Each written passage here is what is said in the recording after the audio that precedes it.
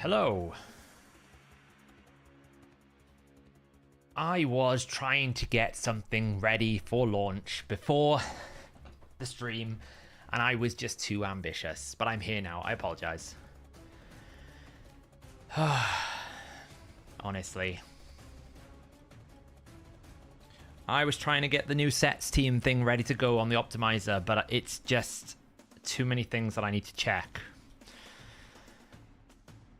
Unfortunately. So, not quite ready. How are we all doing?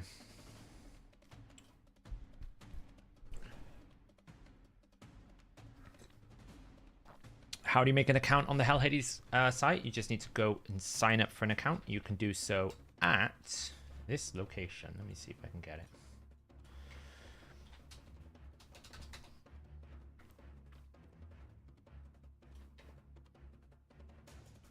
If you head over to this URL,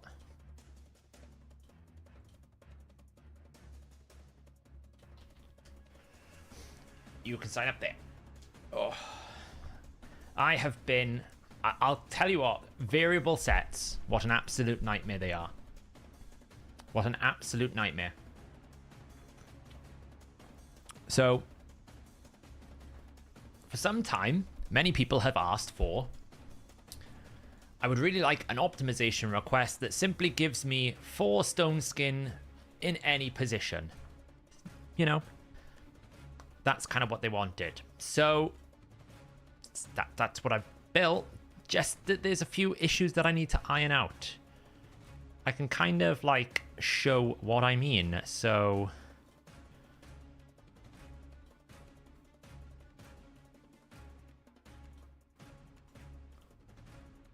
pause this. Full screen. Where's the full screen? Don't really know. 11. There we go. So what is coming to the optimizer is this. Now it's almost ready to go. It's almost ready to go. So we're going to remove secondary set requirements. You don't need to now specifically say I want one specific cleansing or one specific reaction. We're just going to have the top level, and then you can just basically pick what you want out of the full list. Now you might think it's quite easy. It's really not. Variable sets make this feature an absolute nightmare to code. But yeah, you should be able to then basically say I want 4 supersonic, 4 stone skin. I don't really care in what slot that it's in. Just give me the build. Boom, go. And then you should get a build back based on what you want. So you could find your fastest supersonic and fastest 4 supersonic, 4 stone skin build. That's the concept.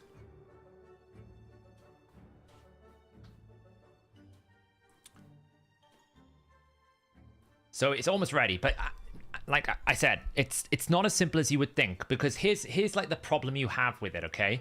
When you pick, say, 4 protection and 4 supersonic, you have 1 spot left. Now that 1 spot could be another accessory set, but the moment you go, say, I don't know, 4 protection, 3 stone skin, well, now you can have 1 artifact set, or you can have 2 additional accessory sets.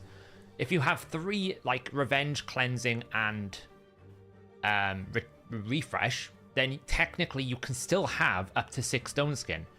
And it's this kind of like variable nonsense that makes this so much more complicated to run the logic through, because effectively normally you would have an artifact budget and an accessory budget.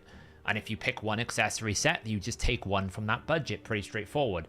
But the moment you can have like 9 pieces across 9 slots and then have the variations between them is when it gets really, really messy. Because now it's like, well, I've got 7 required artifacts, but 6 of them could be artifacts, or 3 of them could be artifacts, right? It's variable. It's whatever I want it to be. Trying to basically get the optimizer to know what you want it to be without knowing what you want it to be is the hardest thing that it's taken me all day. It has taken me all day. How's the weather? It's pretty rim, basically. But that is why I was late, because I was trying to basically get it ready to ship to launch, and then I realized I had broken brute force, which meant that I was not able to release it because people who still use brute force would not be able to, unfortunately, select their artifact sets. So, unfortunately, I've had to delay it, which I'm really annoyed at because I was hoping to use it on stream today to show it off a little bit more. But it is one of 2 big features that we have coming in the next couple of weeks. So with that feature, and also a really cool feature that I think will be helpful for people in general, which is effectively Raid Shadow Legends loadouts. Having saved builds, having saved loadouts, I've just decided, because Playroom can't do it in game, I'm going to do it in the optimizer. So that is what we have done. So that is coming soon. What percentage? Not many, but enough for it to still require. So performance-wise, that's not the issue, Swiftcut. The optimizer side is fine. It's actually making sure the information that I send to the optimizer is appropriate, if that makes sense. So basically ensuring that you can't send it 12 artifact set requirements. You know, that you don't send it like 5 accessory sets, because you technically can only have a refresh, like 1 of 3 refresh, revenge, or the, you know, basically those variables. You can't have more than 10 accessories of a set kind. So it's making sure you can't have like refresh, cleansing, revenge, and blood shield, right? You can't have 4 of those. It's impossible. So it's trying to make sure that the logic of the website tells the optimizer what it should do. But the actual optimization flow is as quick as it was before. It's probably just as quick. So, well, the thing about Clan Boss with the optimizer will find you the build. It's not going to find you the team necessarily. So you still need to have a deep understanding of what you're trying to build, right? The optimizer can only do so much. It's a task system. So if you tell it to do a task, it will do the task to the best of the ability of the information you give it. But if you don't actually know what you want it to do, right? So it's not really an AI tool. A lot of people at times have asked us, can we make it tell them what to build? And it's like, well, it's not going to tell you what to build. It will give you the best build based on what you need, but it's not actually going to physically invent or create the build. So I think a lot of people try to do Clan Boss before understanding Clan Boss. And I'm not saying that might be the same for you, Laguera, but I would suggest if you're not getting that much performance out of the team, then I would just make sure that the team is actually good, like you've got a good speed tune, and then build the team in the optimizer. The optimizer itself is not an AI tool. It can't invent comps and teams. It can suggest teams, but those team suggestions are effectively what another player has run.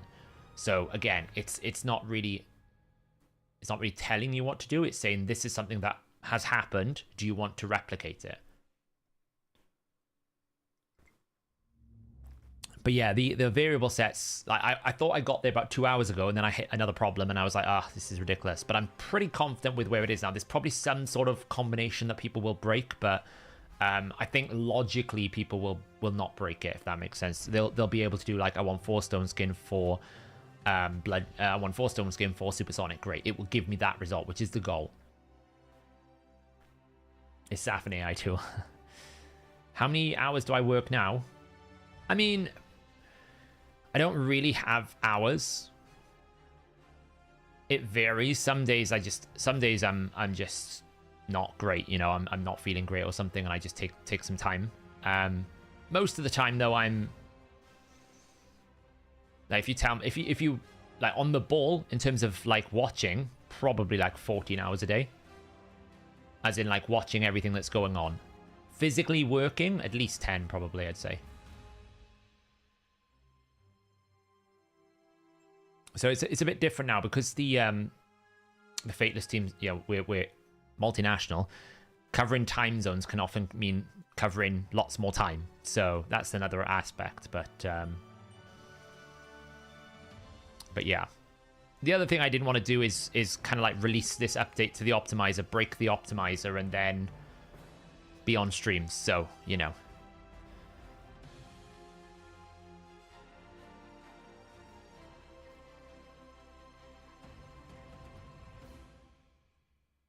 So, yeah.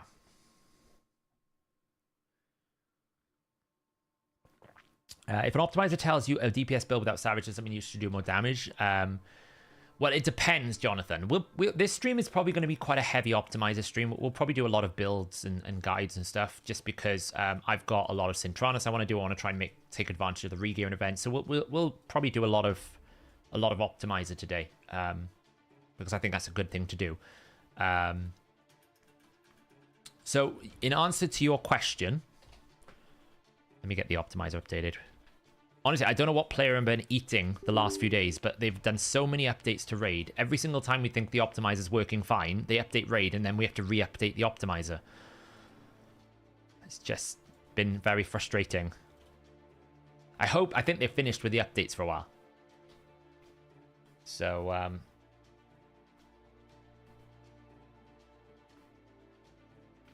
do I do sports? Not really. Makes it sound like I lead a very sad life. I don't. I just love doing what I do.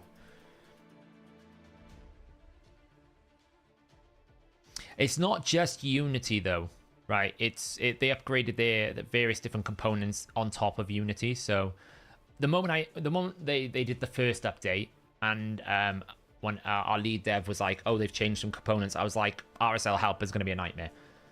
And it's not because necessarily, you know, his thing is overfilled with features. It's just that he, you know, Farbersoft is interacting with the game. He's physically telling the game to do something. And if there's a version or component change, then that's always going to add significant amounts of dev time to get it to work. So I knew the moment they did that, there was going to be no RSL helper during CVZ.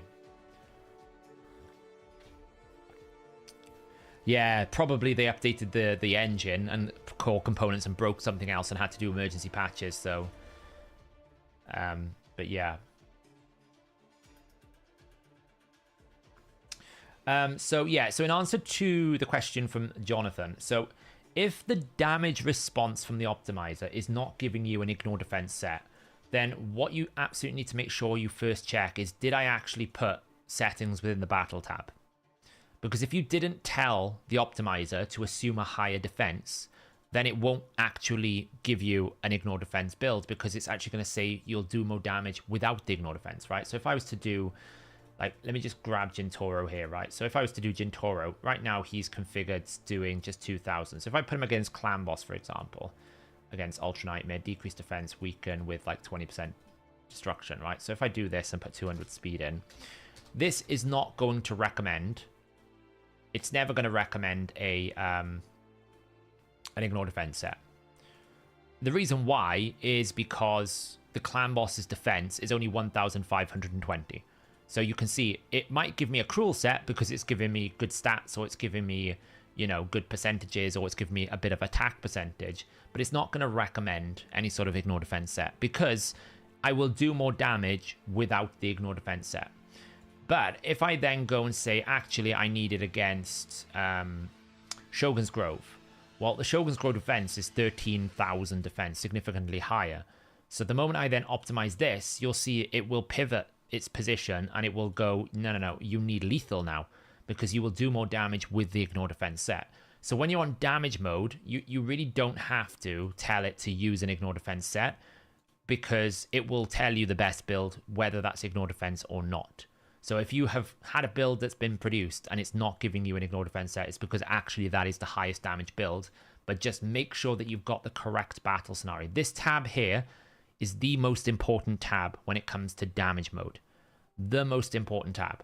Because this is how it's going to determine the damage calculations in terms of what defense reduction have I got, what debuffs are in play, what buffs do I have. You know, if I have increased crit rate, I can automatically reduce the crit rate by selecting this. Is there an aura in place so I can reduce my aura tab? All of these settings are important in here. If I'm trying to fight Hydra, I can put a 60% AoE defense penalty in, or whatever you want, so that you can basically reduce and try and hit that cap percentage for your AoE max HP. So the battle tab is the most important when it comes to damage mode, because it's going to determine the outcome of your optimization. It picks the worst head, Jordan. Well, it picks the one but worst head. I probably will change this to suffering soon, because I think now we've moved beyond it. It picks the highest defense that isn't suffering at the moment. It's probably going to pick in the next, when I do a big update, and I review all these things. Like, I'm going to have to review it for Cintranos. I have no idea how I'm going to make Cintranos work at the moment. But when you pick Hydra, it's going to pick the highest, the most tanky head, the highest effective HP, apart from Suffering, because Suffering has like extremely high defense. But I will probably change it to Suffering. So, yeah. There was a few questions after Jonathan had asked some things. Let's see.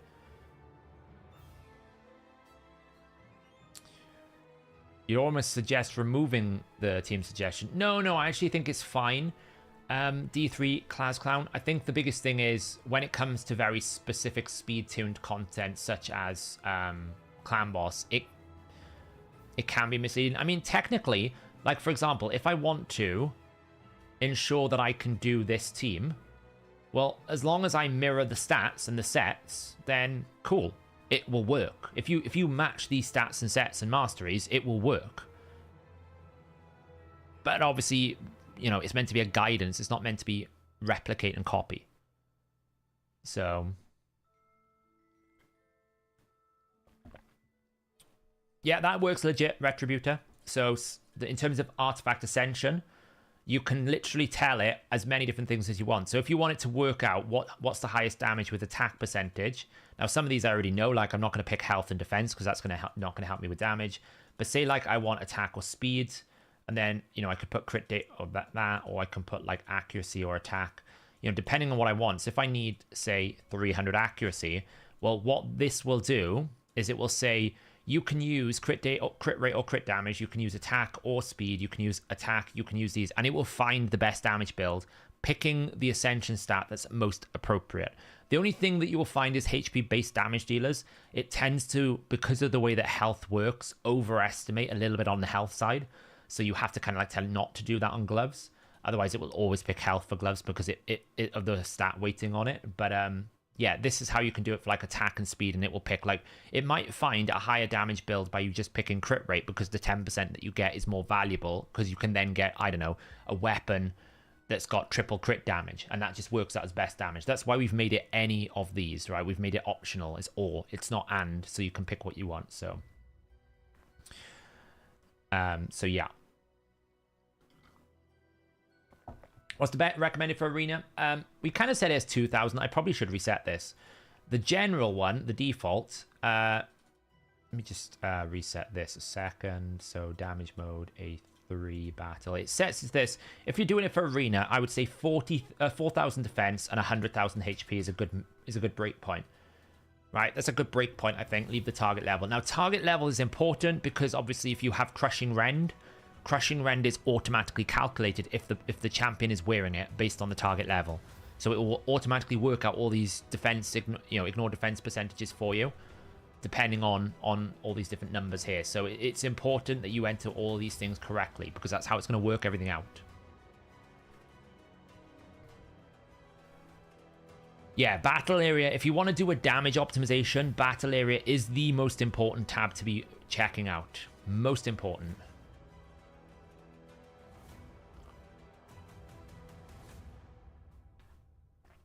So, have I ever tried cat? My cat was actually probably would be scared. She's terrified of humans. So, absolutely terrified of humans. My cat is. But with that tabs up, I want to say, if I'm fighting in a live arena, how would you go setting that up? Yeah, so 4,000, 100,000 is what I would do solo. Now, if you're in extremely high, you can lift the defense up higher if you want. But that's a pretty good break point for the damage. If you want to debuff, you can, but I would leave the debuffs off. Unless you know you're going to be using them. So that's how I would do it. Do you have damage percentage values for ignore defense versus crit damage? In other words, how much crit damage is equal to 5% ignore defense? On average, Darren, if you have a choice between a crit damage set and an ignore defense set, generally they're about the same. But in all scenarios in high-end content, that's Hydra and like ultra high, like Nightmare Hydra, and these newer bosses like Sand Devil, Amius, you always want to lean towards ignore defense. Because the defense numbers are quite high, so therefore any percentage of ignore defense you can have is going to be exponentially better than crit damage. Exponentially, just because of the volume of ignore defense you can have, it'll give you more damage. Zap, do you use Roshkeeper Painkiller for Eye Twins? No, I don't. I have no idea how that guide works. There is probably, though, a speed tune in here if we go into Iron Twins. we can go to any rotation. Doesn't really matter which one. You can pick what you want, like force, for example. I'd imagine if I went in here, there will be a team that has it. There you go. Look at Emic team, Emic team, Emic team.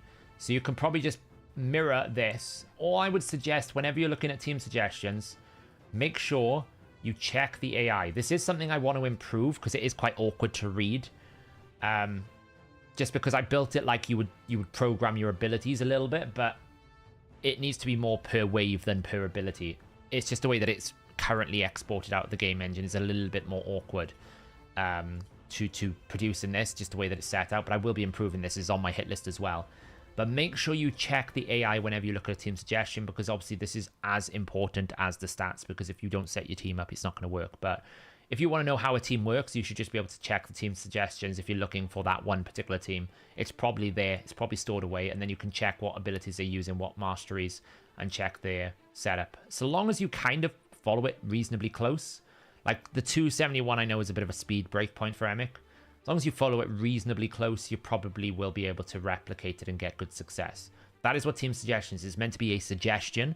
But if you mirror it, you should be able to do pretty much what it does. You know, it's not like the optimizer has invented that team. That's a successful run from a player. Sometimes you might find some team suggestions where it's like one champion, but that's normally because there's one battle and there's been a data entry bug. Like maybe there was a disconnected communication between the person that completed it and the optimizer and it didn't quite save. So always, like, whenever I'm looking for variations here, so like, for example, if I really want to be 100%, I'll apply 100% rating, and I'll say I want like 10 battles. So I make sure that the team that I pick has got a high degree of success. Like this here, it's got 12 victories, 100% win rate, 48 seconds, great. So if I follow this instruction, then I should be good to go, right? It's got all the information you need, booking.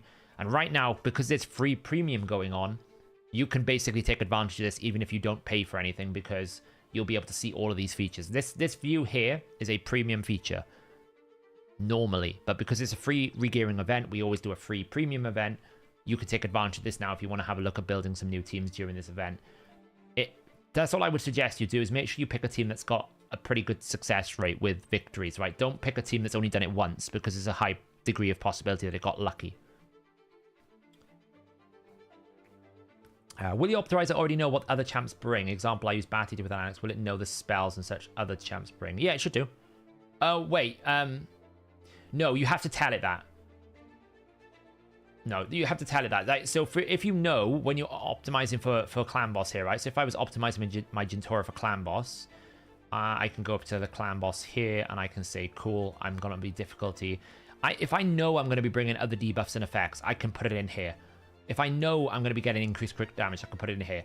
One thing to note about increased speed is most of the time in all of our calculations in the optimizer, we don't take into account any speed auras or speed buffs, because we assume the number that you want, the speed that you want, is already calculated with that in mind, right? You've gone and sped tuned it. You've already included the aura into your calculation. So what we don't want to do is apply it twice. So in a general sense, auras and things don't apply when it comes to speed. But, you know, increased accuracy. If I choose this increased accuracy buff, then if I need like 200 accuracy, what will happen is the optimizer will assume the buff is on and give me the required accuracy that I need when I have that buff. So, for example, this is very relevant for someone like Nergigante Archer. I know it's a dangerous word, Archer. We know we don't want to use this. But Archer here, for example, has an A1, which gives her increased accuracy. So if you wanted to reach an accuracy number, like, say, 400, that included the buff, then it will do that calculation for you. I can say it's going to have a buff. So when I optimize, it's going to give me the accuracy number that I need, which is 213. But 213 plus an 80 aura plus the buff is all I need to hit my required 400. So it will do that calculation for you. It saves you having to manually do it.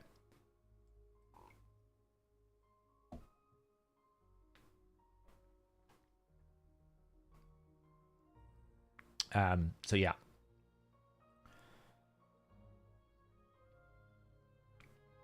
Yes, accidentally put in 4 defense. Yeah, I mean, it would give you a very strong build. Did I ever test the 4-piece Slayer set to see why it only gives to me to fill in the first AoE if it repeats? I haven't, Nick. Honestly, I've been so busy with coding and trying to get some features released that I've been a bit behind on video testing. So I will probably get to that.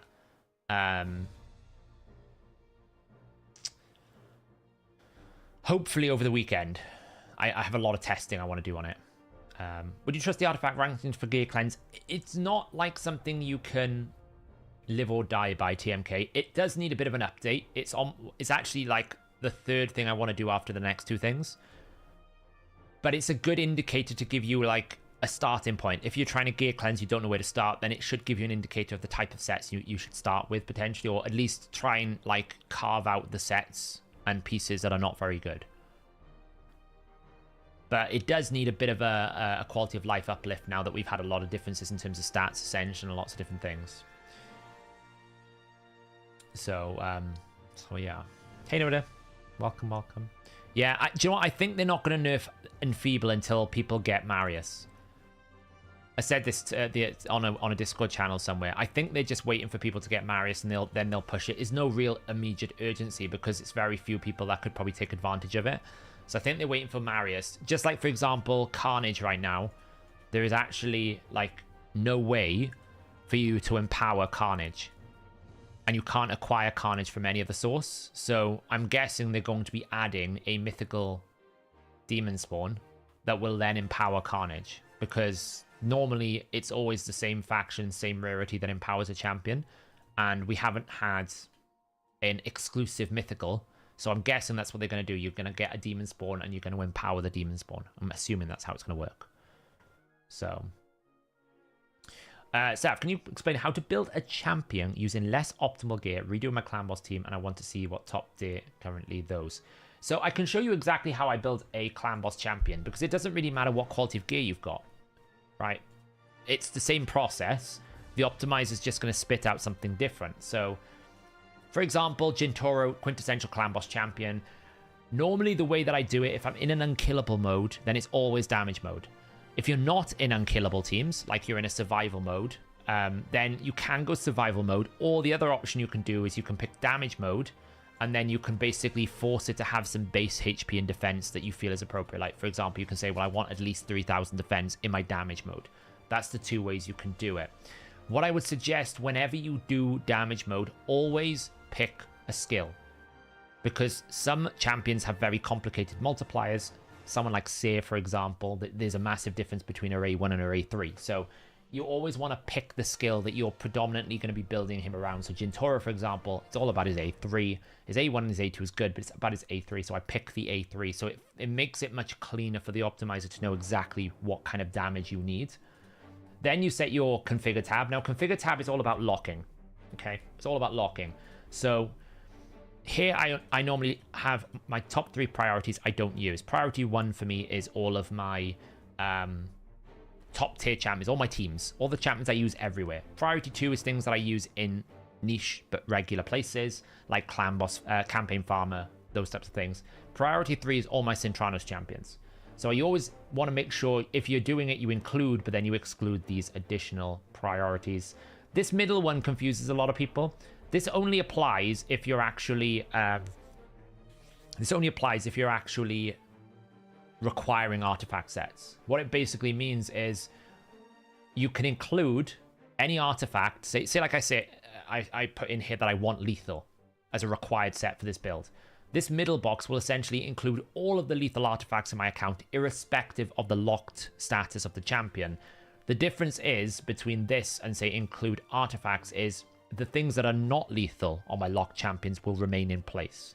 This is just a quick way of telling the optimizer to use every stone skin, use every lethal, irrespective of lock status.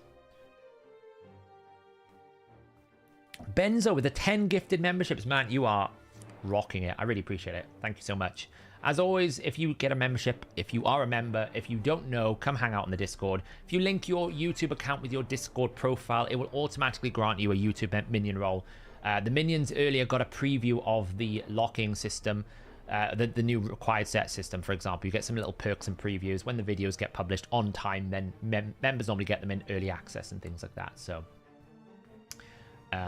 yeah.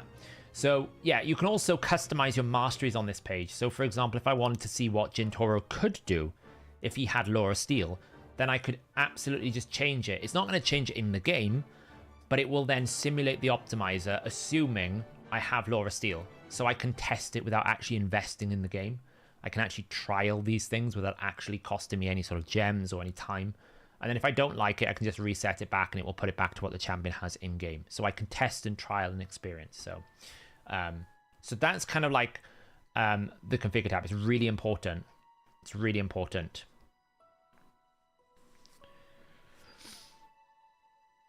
Let me just check some questions here while I go through this. Hey, use Power Dragon Fine. I don't, QWERTY, because I find his animations painfully slow. I find his animations stupidly slow. But I already had a team built before he came out, so I was ready to go. Chances of a Deck of Fate. I would imagine we'll have some sort of Hero's Path or Deck of Fate coming, yes. It is on its way. Mirror it, I mean sets, stats, and masteries, and skill booking, Serial John. When I mean the team suggestions, mirroring, I mean you don't necessarily need to follow it verbatim if you understand it, but if you were to basically take the sets, the stats in a rough kind of framework, like, you know, speeds are a little bit more sensitive, but defense and attack you can experiment with, and make sure you get your masteries and your skill books and your AI right. If you just follow that instruction, you should be able to reproduce the same outcome. Did you ever end up changing Mikage's AI in Finite? I've been experimenting with it, Reaper. I've left her A2. I left her on her alternate form for the waves. It slows it down a little bit, but it keeps it safer.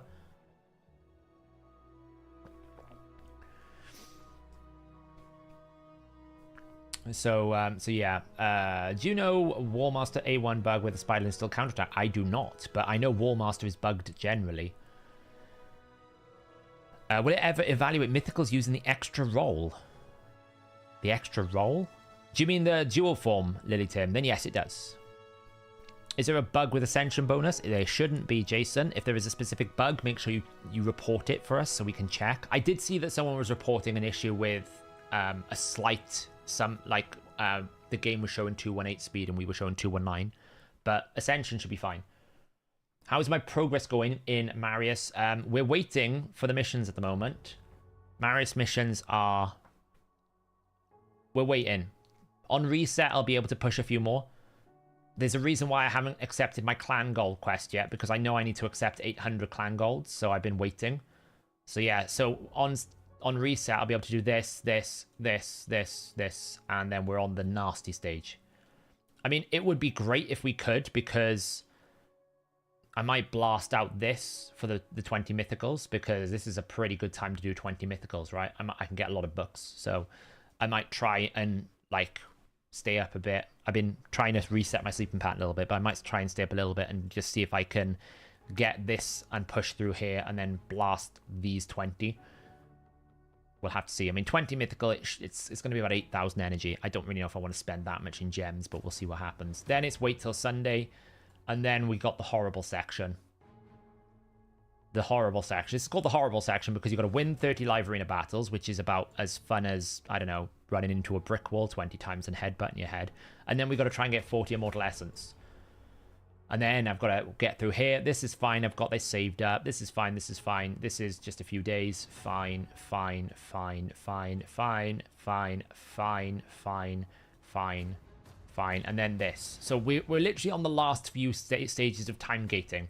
And then it's just like how long it takes me to get the essence and how long it takes me to get the mythical artifacts. Once we get past the 80, will be days. If not, a day. Probably just a day. Depending on the Amius rotation. So this is the last big blocker. I'm a bit behind because I missed a week and a half because I missed 1 day of Iron Twins. So I do have this ready, see? I've got the energy ready to go. I've just been holding on to it all. So we should be good. Few sheet that lists champions based on Synchronous rotation. Should I just build epics with stun freezes? I think AoE decreased defense, CC, good damage output, multi-hitters, those things are really good. How do you feel about Slayer set? It seems really good and accessible compared to Lethal, but Savage is easier to farm as well. I think Slayer is either a good 4-piece for an AoE A1, who just needs to take more turns, or it's very good in the right champion that has a lot of AoE, like someone like Garrel, you know, lots of AoE, those types of scenarios. Typically, a 6-piece Slayer is not as valuable as a 4-piece. That's the way I kind of look at it.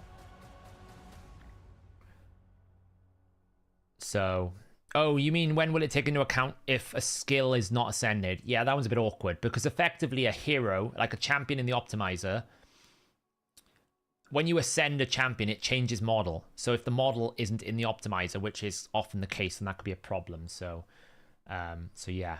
Dennis, thank you so much for becoming 11 months. One more until you get your purple badge. Indeed, indeed. I'm trying to keep up with all the chat comments. So if I'm a little bit behind, I do apologize. I'm trying to keep up. They haven't announced the Fusion's affinity. No, they haven't yet.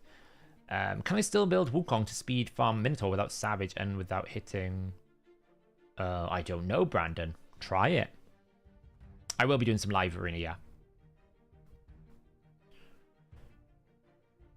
Yeah, I understand, Bubba. We don't ask for it at all. That's why we like to do these free premium offerings during the free regearing events, so that when it is the most important time to regear, you have all the features available to you. That's why we put it out there for free. And if people want to support the team, great. It's awesome. We understand that. But we're never going to be one of these types of people that go, you know... Our philosophy is all the premium features should enhance your experience of the optimizer. Nothing that is essential to the optimizer is ever going to be put behind a paywall. Ever.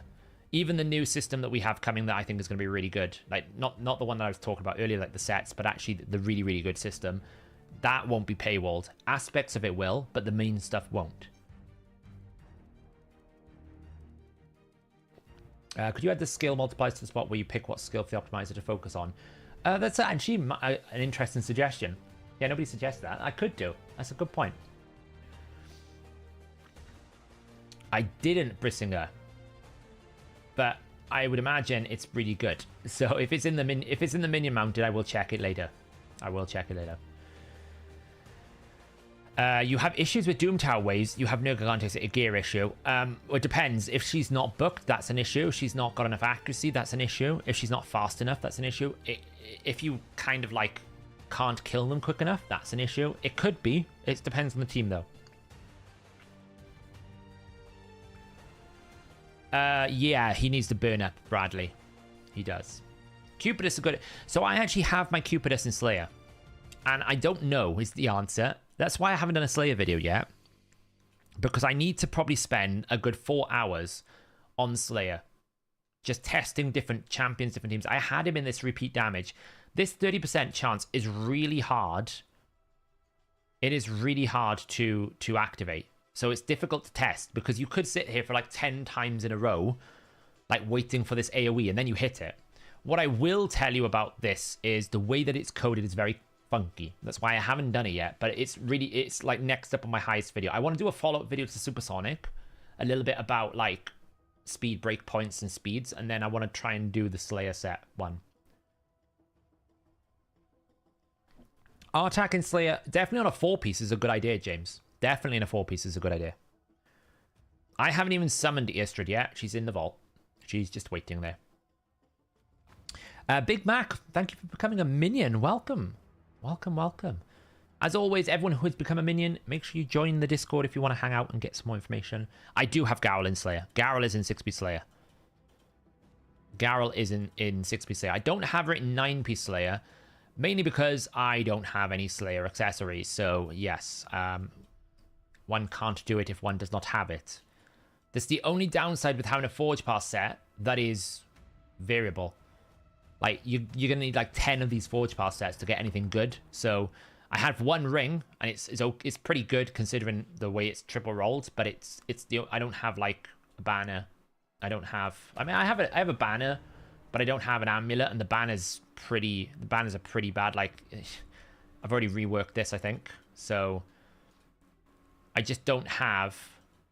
I mean, I could put her in 9-piece, actually. I could, but you just lose so much stats, right? I'd lose crit damage plus triple attack. Like, I'd lose so much. And it's not... I don't think it's worth the repeat. I don't. You know, I mean, potentially you could say, am I losing too much because I would gain 15% crit damage? But I mean, this amulet is awful. It's so bad. Like, I can't bring myself to use that. You know, I will mitigate like 15, so I lose like 12% crit damage, but then it's the banner. I lose, you know, substantial amounts of attack, because that's either going to be 600 attack, 400 attack, or 600 attack. So at best, it would be this. At best, with a bit of glyphing. You know, and we could check if it would ascend. You know, it would need to be attack. It'd have to be dusted. I mean, if we got like attack glyph there, we could mitigate 40, so it'd only be like 430. And then, you know, what would we be here? Like, we can get another 4% attack. So, you know, I could maybe, like, I maybe sacrifice, say, 13, so sort of like 380 attack, just to get that. And I don't know if it's worth it. I don't know. I mean, I will say the banner's not that good. The banner's not that crazy. Like, this is a good replacement. I will lose a little bit of speed, but not much. And I will gain that speed back from the 5-piece anyway. I don't know, it just felt like to me that that is too good of an amulet. I mean, it's not even fully upgraded yet, so once we've fully upgraded it, it's like, it's going to be, you know, so much stronger. That I usually lose too much. Like, that's the only reason why I haven't done it, because I just simply don't have a good amulet, you know? It's alright. Oh, we do have this. Oh, hello. I didn't even see this. I mean, it's a Bannerlord one, that's why. See, if that wasn't a Bannerlord one, I hate it moves it around. It would be better, but yeah, I just don't think I have. Let me just check. It's not on, hidden away on someone else. Yeah, see, I just don't have it. And that is the main problem. I wish they would have made these variable sets forgeable so we can actually forge these accessories, because like, that is just so poor. It's so bad. Like, I can't bring myself to switch this to that. It's just so bad. Like, look at it. It's just terrible. It's just terrible. It's, you know. I assume that AoE skills wouldn't apply to a champion like Valkyrie who does an AoE attack, but the hits are counted as single target. Correct. Cool, hot, cool. The AoE component can only activate on an AoE attack coding-wise.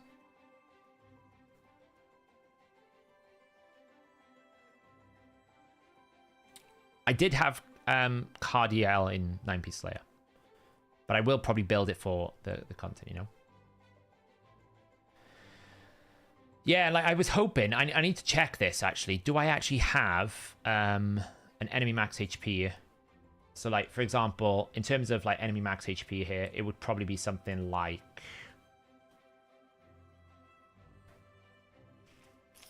Slayer. Let's see. We can organize it by faction, so we can see what we got. Enemy max HP. Septimus can do it, but not AoE, so that's not going to work. So we need something like High Elves would do it. When if I ever get War Master, I can't do it because I don't have a High Elf one. I'm trying to think who else is max HP. Ogryns. Is Ogryn max HP? They are, right? Husk's an Ogryn. Or is he something else? Oh, he's Undead Hordes, isn't he? I don't think it's a max HP. Oh, it would be if I had Grisor. I don't have Grisor, though, so that's out of the question. We've got Lizardman. No. Undead. So I can do an Orcs. I can do Demon Spawn. Is there a Demon Spawn one? I don't think there is. No, there's no Demon Spawn. See, I can't do Undead Hordes because I don't have the amulet. I can't do Dark Elves, I don't have the ring. Night Revenants I can do, but I don't think there's a max HP in Night Rev. I want to try and find someone who's a max HP. Because that's a key testing point. And I don't think I have one. I don't have a Cardiel, no. I don't even have Dwarf, so I'm close. Calvalax does, yes, and I just got Calvalax. So there we go, there's my test then. Thank you, Brad. Yes, there's my test, Calvalax. So I will have to make Calvalax a champion. But yeah, I mean, here's a fundamental problem with the... If you do just the basic math with Forge passes, right? We've got Impulse, not Impulse, what's it called? Instinct. We've got Instinct, Bolster, Defiant, and Slayer, right? Those are the 4. I think there's another one, isn't there? Is it 5 or 4? Gem pack's blinding me there. How many have we got? 1, 2, on Righteous. So we have 5 Forge Passes, which means if you have 1 a month, then you only ever get 2 Slayers a year. It's the fundamental problem with... It's the same thing with Doom Tower, it's the same thing with the Forge Passes. When you had Instinct once, it was great, but now that you've got so many sets, you actually just can't rotate quick enough. And I feel like what they're going to need to do at some point is have this notion where I can trade materials so that I can offset it against these other pieces, because you just... like, if I want to build competent champions with Slayer, we haven't had a Defiant one in months. That, or they need to basically do Forge Passes where you can pick the set you want. Yeah, I did. Okay, bye. It's fully up to date now, so whenever they release a new champion, it will always be up to date. It's upgraded to our latest systems. Yeah, I can link my teams.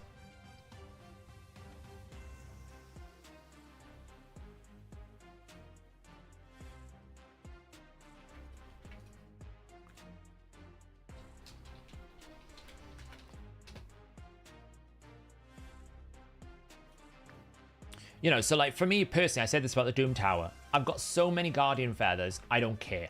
Just let me trade 1,000 for like, I don't know, 400. It doesn't have to be a 1-to-1 or even a 2-to-1. But just let me exchange some of these so that when I'm farming them on rotation 2 or I'm farming Sorath on rotation 1, that I can just trade them up for the thing that I want more than anything else, which is lethal. And I think what they'll have to do with Forge Pass is make it choosable. Something like... month 1, you get Instinct, Bolster, or Slayer. Month 2, you get Defiant, Righteous, or Bolster. And month 3, you get Instinct, Righteous, Slayer. Stuff like that, right? So you have a choice of 3, and they rotate it seasonally so that I can pick what I want. Because I might actually, at the time of that, want Bolster. Maybe I want to stock up on my Bolster. Maybe it's more important. But then I might actually want more Righteous. Or maybe I want more Slayer. I can pick what I want when I want it, and that would be better. Or maybe you do something like Instinct, Bolster, Defiant, Righteous. So that's like 1 month, 2 month, and then Slayer is month 3. So that each one of them appears once every 3 months. Because you could be waiting half a year to get to a Slayer set. It's not viable to me. It's significantly... I just don't think it's a long-term viable solution. Like, it's going to get really difficult to get any sets, and then you're going to have just like lots of good... You're going to have like... The 2 pieces are not so bad, and the variable. But like Instinct or Bolster, you might just have lots of things just floating around waiting to get some more pieces. So...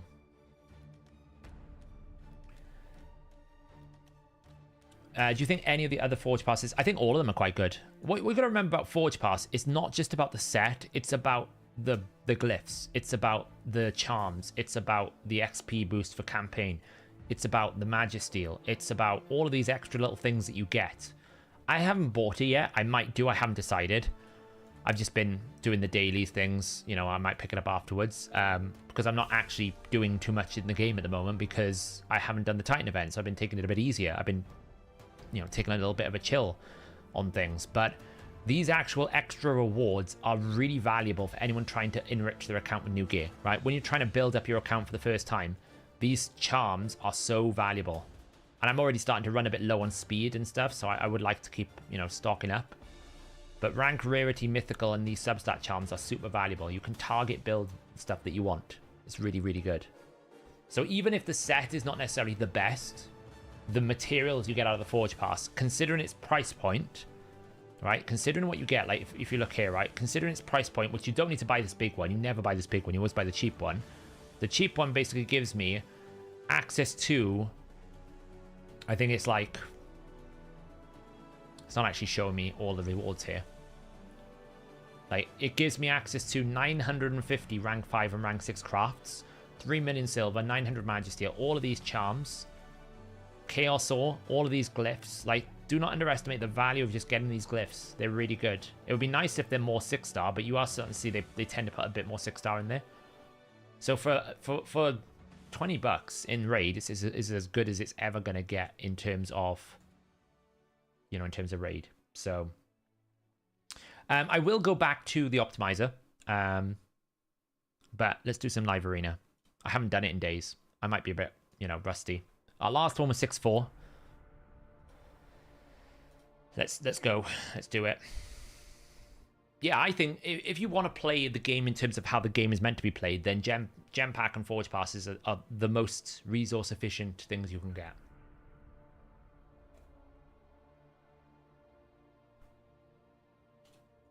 Time to play the League of Amans.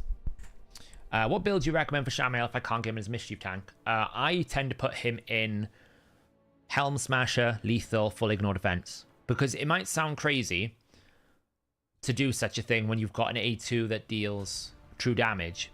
But Shamael's A1, when you have such large amounts of Ignore Defense, actually is incredibly powerful. It does quite a lot of damage. So I actually find that Shamael's A1 can do pretty much more damage than one of the A2 hits if you just build it properly. So I tend to like going full Ignore Defense. So Helm Smasher, Lethal, Savage, whatever, full Ignore Defense. Airstrid's best blessing. I think the best blessing for Airstrid is Cruelty, personally. She's a debuffer, and debuffers best blessings are Cruelty. She AoEs a fair amount. But she doesn't hit all that often, but she does hit.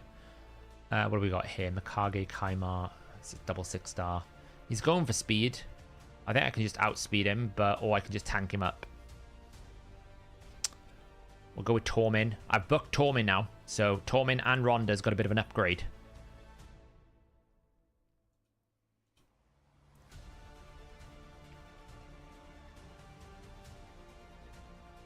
Because we had CBC, I was able to book Garrel, I was able to book Tormin, I was able to book Rhonda up a little bit. So we're looking good.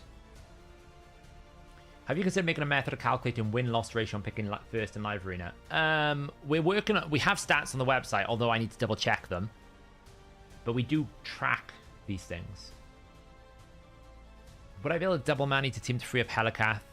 If you have a plan for Helikath, then yeah. Man-Eater's probably only going to stay in... Do I just ban the Stultus? I think I just ban the Stultus. Probably still get a turn with Mikage. Yeah, if you have a plan for Helikath, then yeah, sure. You managed to get our mans up to 300 speed, 600 accuracy. Nice. And 2 turn stone skin. Not bad. Yeah, I can show you. I can show my Riho build, yeah. I'll give you... I'll do a bit of a run through on Riho in terms of what you can use it for.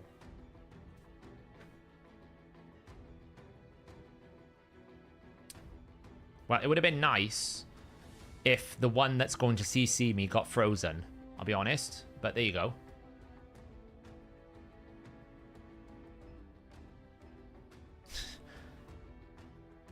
He's going to hate experience here, by the way. Like, the worst thing that you can fight here is having this Wither the Crowned with a Tormin. Because literally every single time she takes a turn, she's going to... Oh, it doesn't really matter. She would have frozen. You just didn't pick another damage dealer. I've done that mistake. It's okay.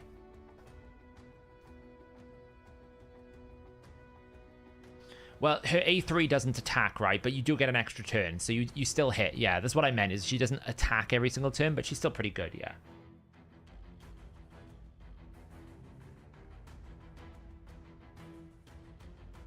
Yeah, we won the CVC. We actually 4-0'd our CVC. It was a bit of a push. The guys got there. The guys and gals. Really, if you have Michinaki 2-star and Cruelty, do you think Brimstone will be better? I would suggest that Cruelty on Airstrid at 5-star is better than Brimstone. Especially in Hydra. Brimstone is very low value in Hydra unless you know you can always put it on the Suffering Head. And then I would move Michinaki over to more damage-orientated, something like a Heavencast or something of that nature. Really keep an eye out for Michinaki's 3-star upgrade, because that's a massive damage boost for him, because he gets 600 defense. So try keep an eye out for that in the market.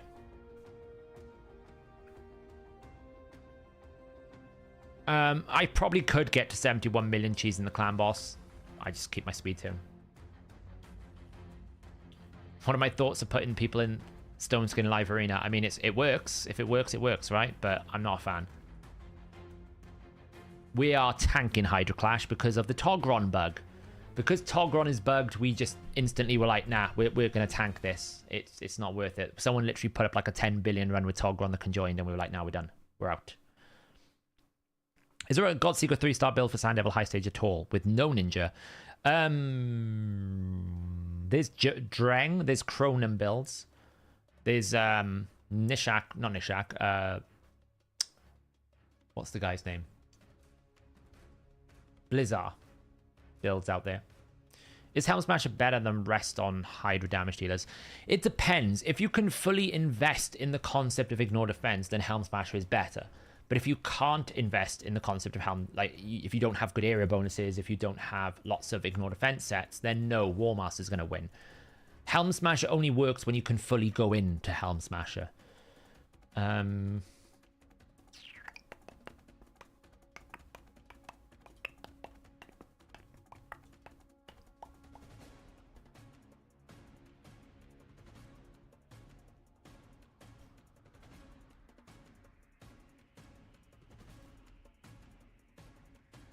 You have so many questions you want to ask a Hydra. You can ask away. I will try to answer every question I can tonight. But if I miss a few questions, then you'll have to forgive me. It's been a very long coding day, and my brain is a little bit fried. Yeah, we got barely the 4-0, didn't we, Carnifex? One dude had 1.8 million. Wow, it's nuts. That is nuts. For me, Brimstone 90% of the time will land on provoked head or decapitated heads. Yeah, it is very, very frustrating. That's why when I used to run it, I used to run it on someone like Kantra, so that I would never AoE until I placed it on the Suffering Head, then I would AoE. It just made it so much more, like, reliable.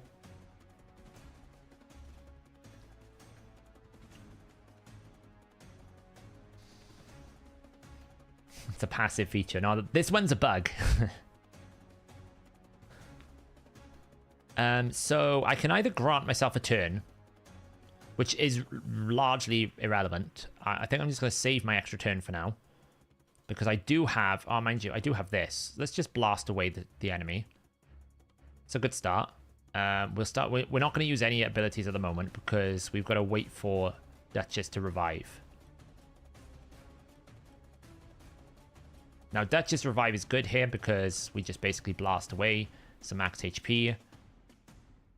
She ain't going to do much other than restore max HP, which is fine. Now we've got 3 buffs. So now we can have a bit of fun because we can just blast away again. They'll revive again, but it's fine. Now I can do this. I can stop him reviving. I'll probably get Rotus somewhere, but I think I'm okay because he's run out of revives for the time being. So Rotus will probably try to kill someone. Didn't have enough damage. That's a shame. Now it's just a case of, can I kill this Duchess before this Duchess can kill me? Yes, I can. So now it's just a case of... Oh, he actually should have stayed because he could have gone on a Rotus train. I wouldn't have one-shot his Rotus there. His Rotus would have got an extra turn, which meant he probably could have got a kill. Potentially could have got another turn. It depends if he had his A3 back, but... Oh, I can't see CVC anymore. I would have showed you where we were in CVC, but can't see it anymore. It's gone. Live Arena. Oh yeah, I know what I was going to show you. The Hydro Clash.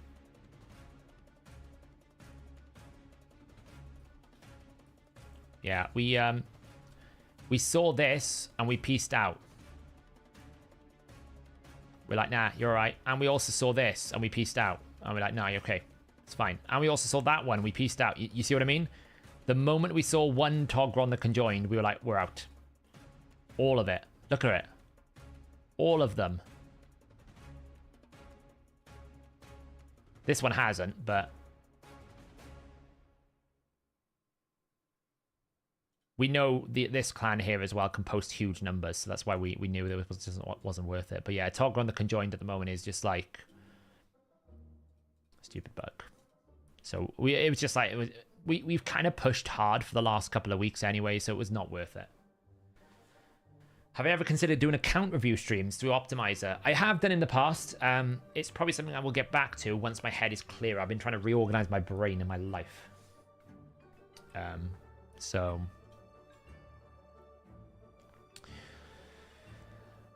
Question about tag team. Trying to get to gold. That's the only thing which is stopping you getting from Mantle. What strat is best? Staying all week in green or trying to push last day? Honestly, it's probably trying to make scarier defenses. Oh. Okay, so we have to completely pivot here because they've gone White King Narcissus. So I got to be careful. I can't pick any bolster sets, which is a bit of a problem because a lot of my champions are in bolster.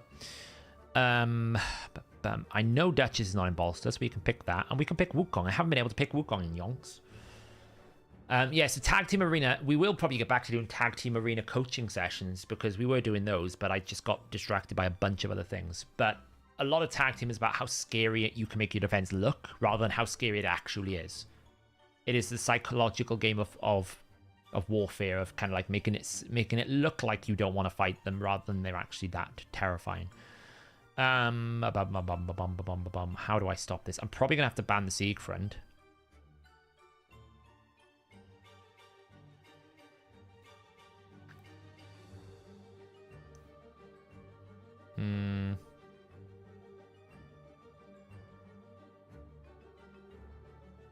I think I don't generally like going double same affinity. We'll do that. We'll do that. I had to lose my reviver though.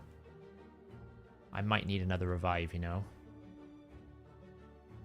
It's fine. We'll probably be okay. They'll probably ban the Duchess and they'll have a man's. It's probably fine.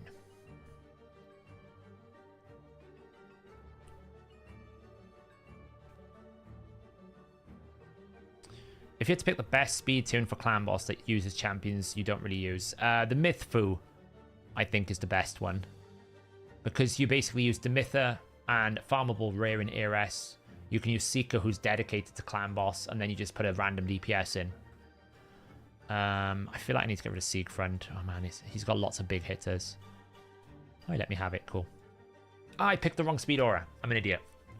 Never mind.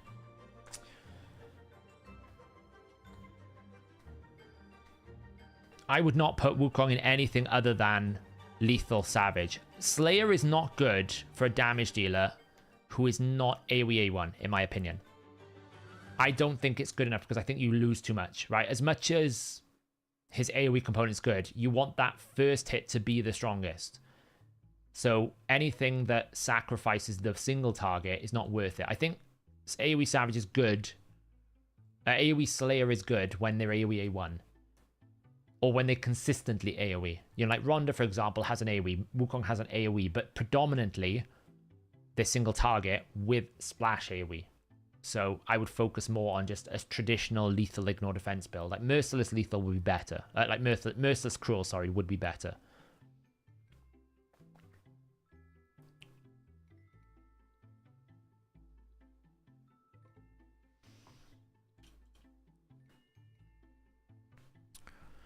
Now, I gotta be careful. I don't actually know what happens to Miss Annie's revive, but it's annoying. That's all I know about it. I'll see what we do.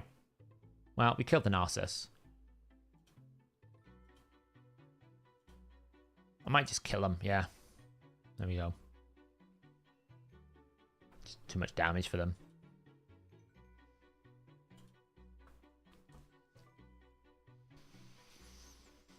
Yeah, because I knew he wouldn't be able to necessarily kill my entire team. I needed something to like protect me against the little Miss Annie and stuff. Wow, I've had first pick every single time. It's kind of crazy. Yeah, all Mythfu. Mythfu is full unkillable. Mythfu is full block damage. So yeah, you just put everyone in damage mode. Yeah, Merciless for Wukong is way better than Slayer in my opinion because you just don't lose. Like you want the first hit. The first hit's the most important because all of the secondary damage is generated from excess damage on the first hit. So the harder you can make the first hit on Wukong go, the stronger the AoE will be anyway. So I think it's just way better to commit to that. Okay, well, we've got a bit of a +2 6-star fully awakened mythical champion here.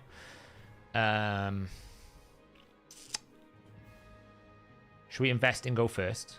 I haven't done a speed team. This is probably going to be my first loss now because I'm going to invest in a speed team. Yeah, Xena's not bad because she's AoE, very heavy AoE, so that's not terrible.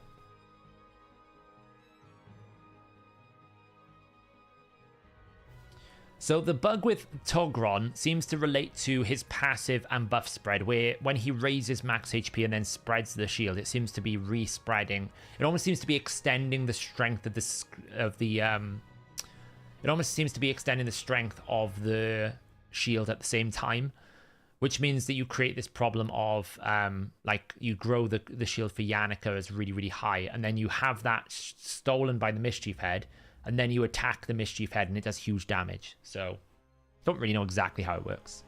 Okay, he's got a 6-star Siegfried as well, of course.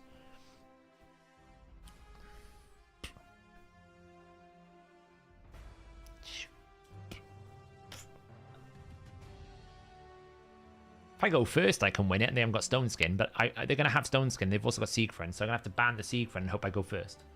But I'm probably not going to be fast enough. Oh, for God's sake.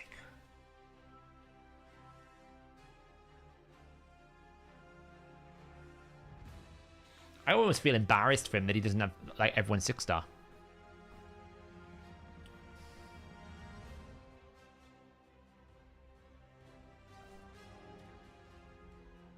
I don't know who to ban, that's the problem. Like, they're all annoying. Crixia and Galatha is really annoying. Because you can't kill Galatha, and the moment Galatha gets a turn. The only hope I've got is I can basically Ronda A2 Siegfried and then nuke the rest. That's my only hope. But I'm probably not fast enough, yeah. I knew I wasn't going to be fast enough, so this is going to be instant loss. So, you know, cool. See you later. Not worth it. Whatever.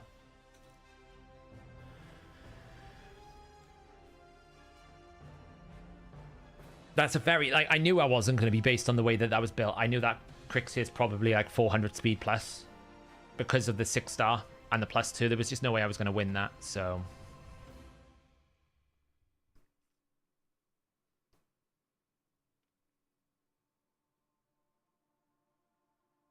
Yeah, the surplus will count as an AoE, but obviously the first hit needs to work, is what I'm saying. So, like, when it comes to, like, excess damage, it's all based off the first attack. So if you make the first attack weaker, then yes, you could proc the second attack. But if you don't proc the second attack, then that second attack is a lot weaker because you don't have the ignore defense on the first attack. And I would suggest that you don't need the Slayer component to make that first attack really good in the second splash. Oh, man. They don't really need to boost summon rates. Look at this. Look how many 6-stars we're constantly fighting. Always fighting 6-stars.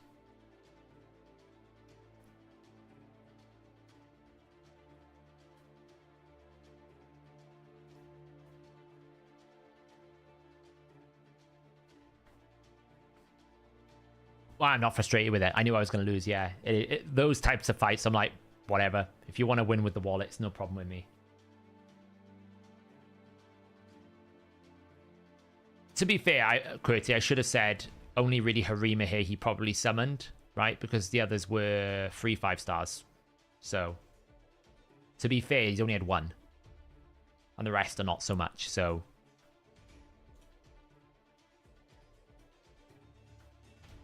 Yeah, 2 are gifts, yeah.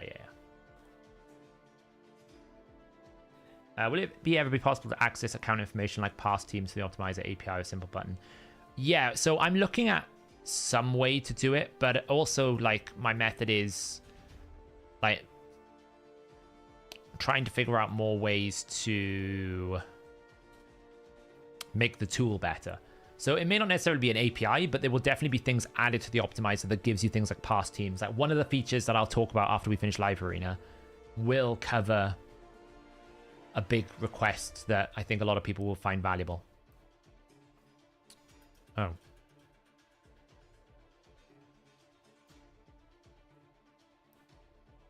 Did we fail with rule number 1?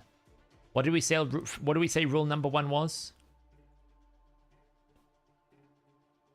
I guess we just switch for now.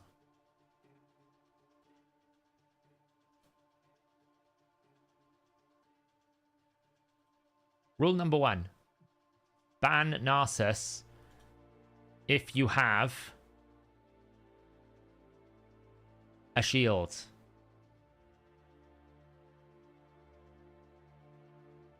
Oh, this is going to be painful for him. Oh, he's got a Laz. Maybe a Laz can do something. Oh, he's got block damage. Okay. Okay, there's hope. I mean, it's kind of annoying. I can't really do anything for a while. This doesn't ignore anything, see? So, I mean, I can just AoE.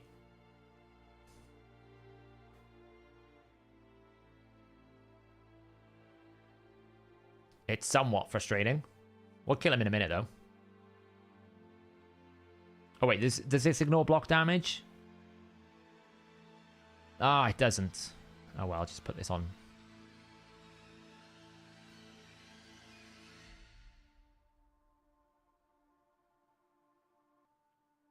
I'll be honest, I'm frustrated a little bit, right? Counterattacks don't trigger counterattacks. Therefore, ally attacks shouldn't trigger ally attacks. Like, I can't control my Garrel. So why the hell is Garrel counterattacking when I... You know what I mean? To me, that's how it should work. If counterattacks don't trigger counterattacks, then, like, passive counterattacks shouldn't. Oh, that was nasty. That Laz was a bit nasty there.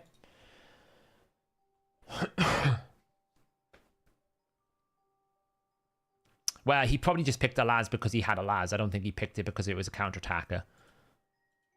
The bigger mistake was not banning Narcissus because you had a shield. So, does the optimizer only play your teams if it's running at the same time? Yeah, you have to have the extractor open in the background, and then it will save your battle results. Curious on how far into Soul Cross you've gotten. I'm pretty much in the center of Soul Cross. I've got to do all the like, stage 20. We will probably have a look at that tonight. Although I might do another stream tomorrow. I was thinking about maybe doing a shorter stream today and then a stream tomorrow to cover the Regearing event. Because I kind of want to do the Regearing with the new set parameters, if that makes sense. The new set features on the optimizer. And I was hoping to release that sooner than I had. But, yeah.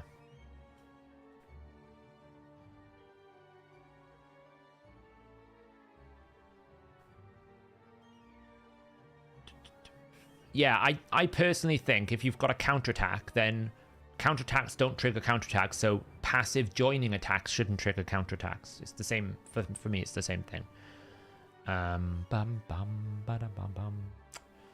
Which actually, that reminds me, I need to probably add a note to something. Narcissus, Warlord.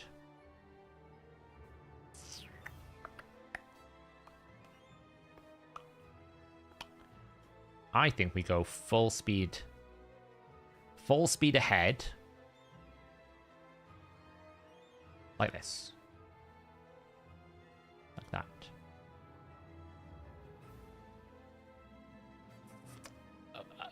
Armand's is not even a question. It's going to get banned. We have a version of the extract that is aware of multiple raid instances. I don't necessarily know if we have multiple raid instances, but we have and probably will explore multi-account. It's just that we've made a lot of changes since we started work on the multi-account feature. Of course he went Tormin. Now I've lost. Because there's no way that I can get around not having Tormin. Because all my block damage, all my cleansers are... All my cleansers are bolster. Good one. Well, we'll give it a go. We will give it a go. No, because Ancora's got bolster, and I can't ban the Narcissus. So I can't pick Ancora, I can't pick Elva. They've both got bolster. I could have picked Duchess, but I will lose within the I'll lose within the 5 minutes here. He's not 5-star though, so that's the important thing. Oh, he banned my Wukong.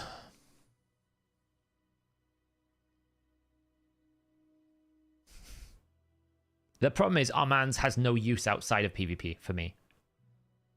So that's the thing, like, Armand's is absolutely useless to me outside of PvP. Because I one-shot everything else in the game.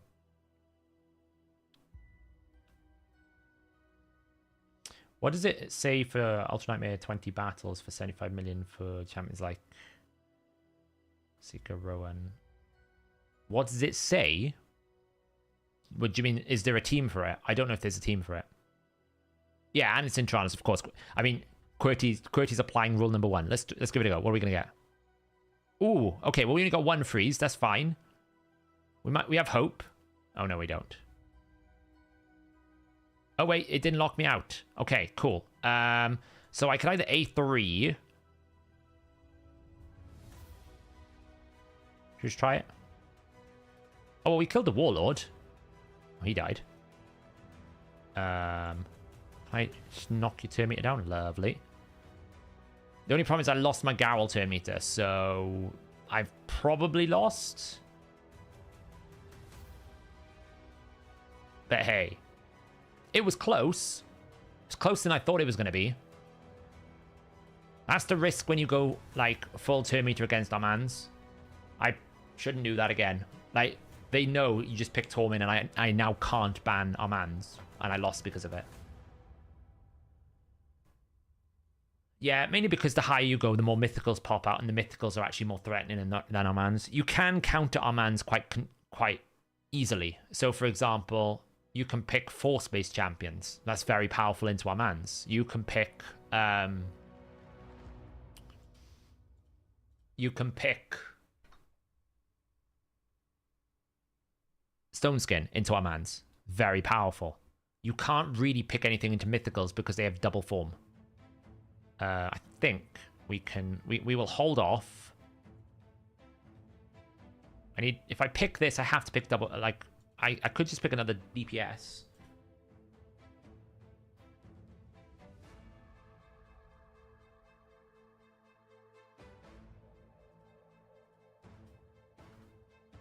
Look at safe pick. Yeah, but you can only sheep one of you, though. That's the thing. That's what I'm saying. Like, there's ways to counter his turn meter. If you build a fast stone skin champion, that will counter him. You know, if you build Harima, like, Harima is a very strong counter to him.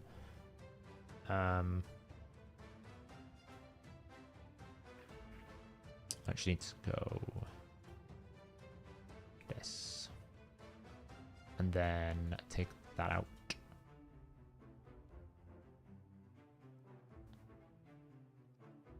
He can strip the rest, but, you know, what I'm saying is there is methods you can do to counter those. Wow, he let me have our mans. Why did he let me have our mans? I mean, he's probably in Stone Skin. He's probably going to let me have our mans because he's in Stone Skin.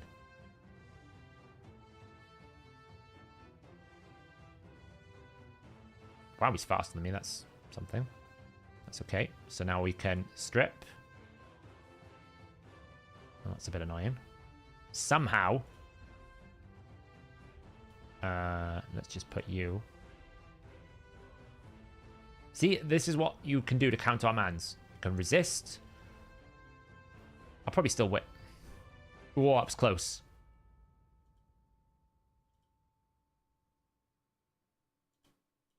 Let's kill the Siffy. Man, that is a tanky Siffy. I probably lost this one. You'll sleep, my mans.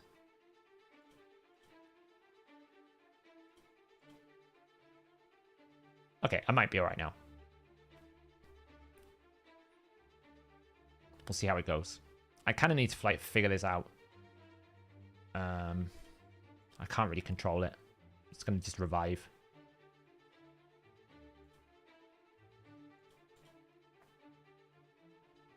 I can at least stop her. But there goes a man's. And then here comes the revive. Like, I need my Wukong back.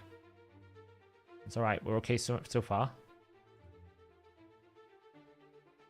Don't sleep my Wukong. He's going to sleep my Wukong. He's going to sleep my Wukong. Oh, Marichka's back. Okay, well. Cool. Let's do that. Marichka brings them all back. Do this again. Right. Can I live long enough to survive? The answer is no. No. Mistakes were made. I misplayed. I probably should have saved the A2 and just killed them, then A2'd afterwards. Misplayed that one.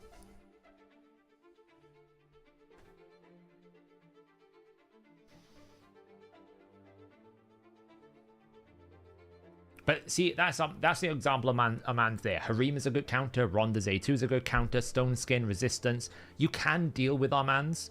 You just have to work really, really, really hard. And the moment you don't deal with him, it's too bad. Where with Mythicals, I feel like you just have no chance. You literally just have no chance of Mythicals. Like, if you don't have the Mythicals to counter the Mythical, it's GG.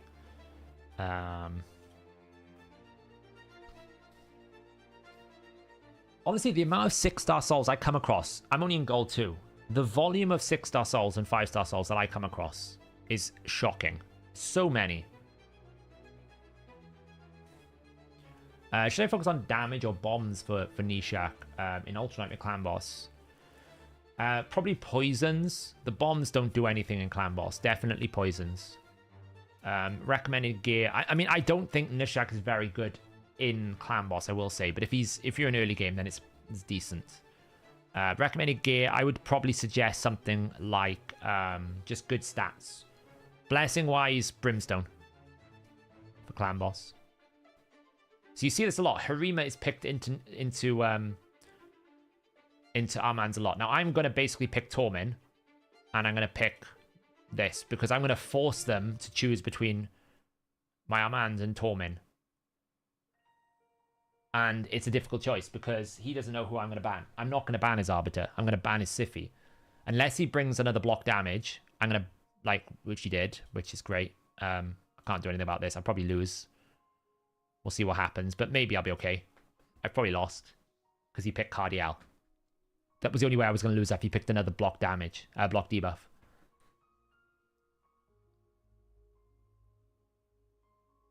Because Harima is strong affinity. So Harima can resist the... can basically, if he weak hits, he doesn't get turn meter... there we go. And it's a block revive as well. Great.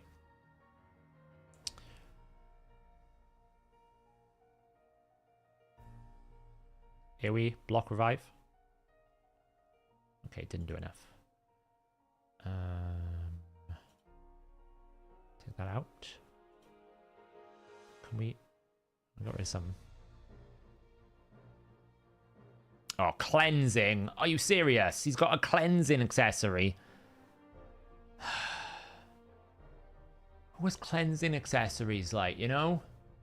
What is this? 2020? Oh, man, I've got no chance. I've literally got no chance here. He's going to block revive my Torment now.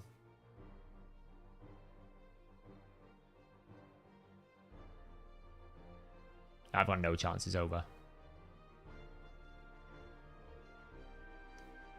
Unless, like, Ronda is just going to go nuts without increased attack. I can't see it. She killed one, but...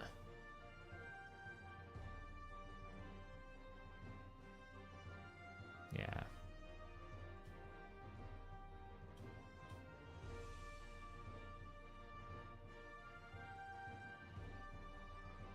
The Cardial won this. I wasn't expecting the Cardial. 3 in a row, which means we get to wait 1 minute. I lost that one because of Cardial. We had such a good start. We had 4 in a row, now we lost 4. It's just the way it rolls sometimes.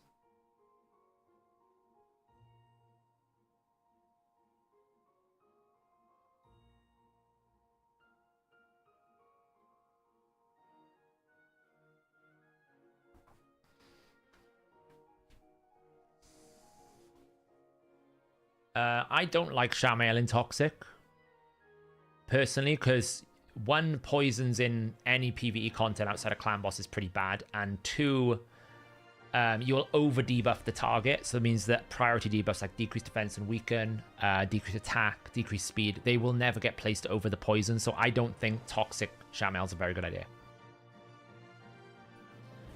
Why do I need to wait 1 minute? Because...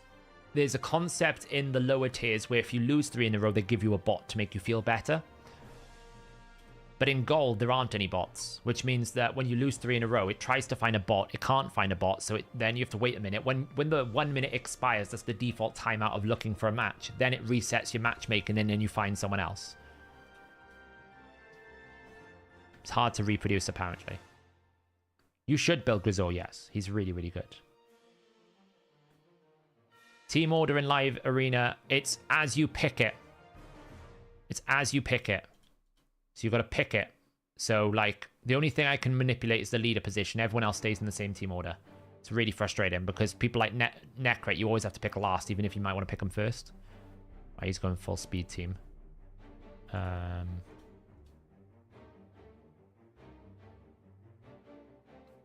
Why is Numan 60? He still needs masteries. He's been doing minnow runs. Get in there.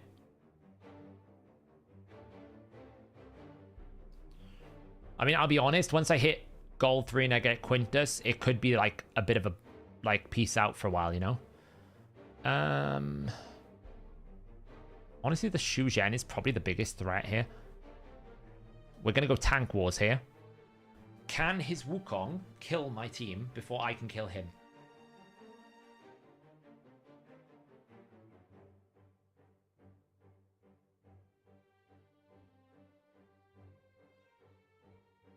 Why Necret last? Because Necret's passive, the way the battle engine processes damage is it will go team position 1, 2, 3, and 4.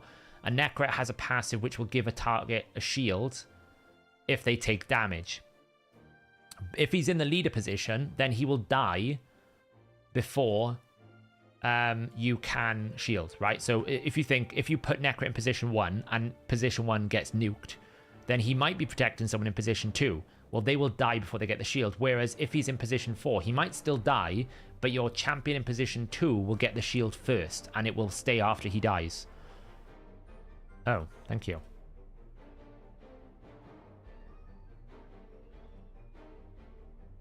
Well, Wukong's dead.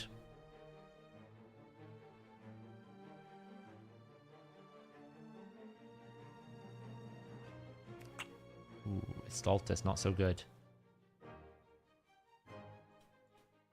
What? What? What? Don't steal my win from me. No. No, don't steal my win from me. You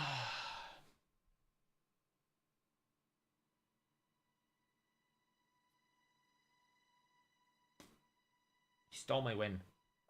Well, never mind. We're back. We're back. Didn't actually do the attack that I wanted it to do, but we're back. No, Ankor's passive's booked. It's probably because Garrel has got the highest crit damage and she stole his crit stun. She only steals 1 target, remember. So it's probably because Garrel's crit damage is higher than Necret, because Necret's got more max HP.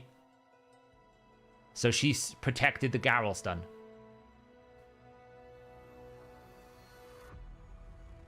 Yeah, I can change form. And a 1, and a 2, and a Annihilation. Ooh. Nasty, man.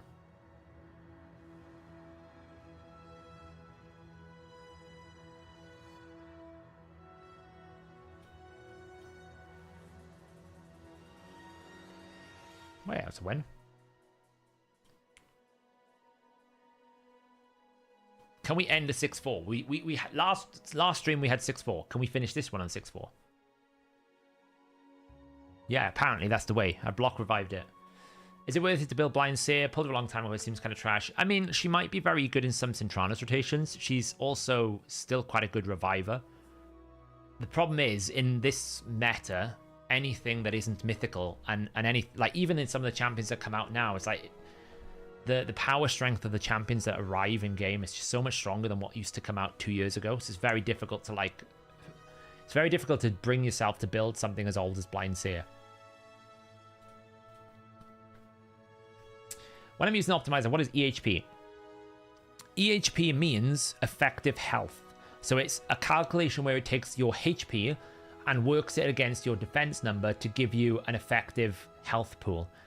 So obviously, you need to take 100,000 health to die if you've got 100,000 health, but your defense is going to reduce the amount of actual true damage. So you can imagine effective HP is the volume of true damage your champion will need to take before it's defeated. Higher the EHP, the more damage you can take is the concept. What in the God's earth is this? This is some, like, next level thinking. So he's going to build bombs. And he's got to increase accuracy from Mikage.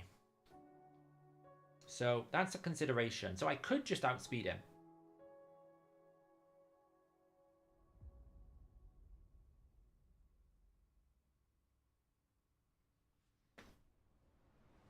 This is where I think we bring Alva. And then I need a damage dealer that isn't going to get one shot by Mr. Spirit over there, which is probably going to be Rhodus. I'm going to take out the Mikage because the Nishak will not be able to well, the Nishak's probably not going to have enough accuracy to be able to get towards my Ancora. So as long as Ancora can cleanse, then we're fine. So I'm going to do that. Okay, well, I didn't expect that. I thought he'd ban my Omans.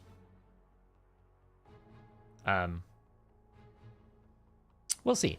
I mean, he's got a buff, right? So there's a chance my Omans going to get a turn. He's in Stone Skin.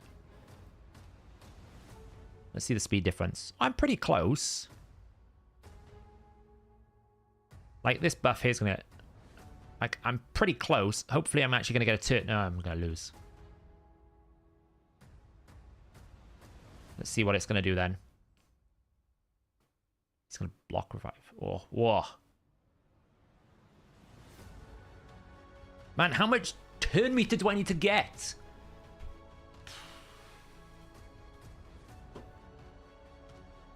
Like, seriously.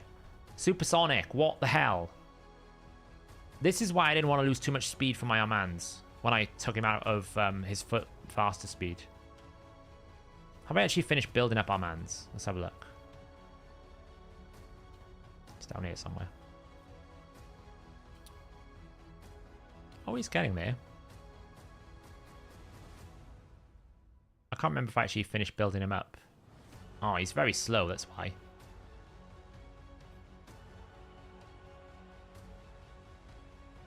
Well, you might as well put that up to 16. Why not? It's because we need dust, see? We need this stupid thing. It's always the boots that are the problem. Have we got any new supersonic speed boots with accuracy? No, it's still the fastest one. Look at it. It's really painful. I mean, that's not bad. Arguably, that's not bad. But, like, it's always 5 speeds slower. That's the problem. It's always going to be slower than a 6-star. And I've just not got, you know, enough speed. It's pretty fast speed. I mean, that could be better, you know. Like, that could be... Don't think it rises to the level of that, but it could... It could be, but, you know.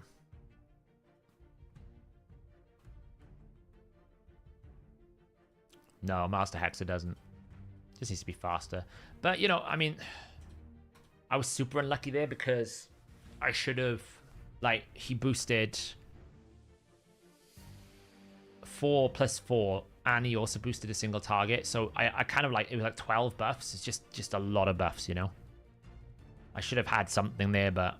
He needs to be like 30 speed faster than he is. Just can't provide a secure. I don't know what that means. Just refresh it. It's probably picking up a wrong thing. Well, I mean, I expected him to ban my Armands. That was the mistake. And if my Armands was built properly, I would have won. But because my Armands was not built properly and he didn't, and he banned my Ancora, that was my cleanse champion. So he didn't need the increased accuracy buff. And then the Fenax just got lucky because he didn't proc reaction. Because I had reaction on both Narcissus and Rotus and he didn't proc it, so... You know, sometimes it is what it is.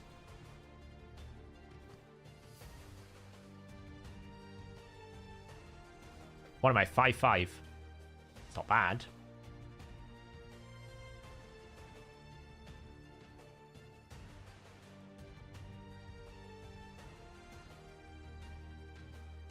No, I don't have... This is the best build I've got at the moment.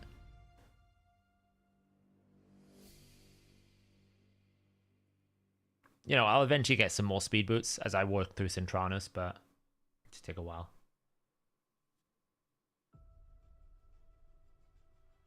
That's a good old-fashioned team, this.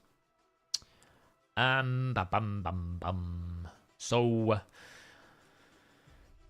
there's a very good chance I won't win the speed race. So, Tormin. And just ban the Amans.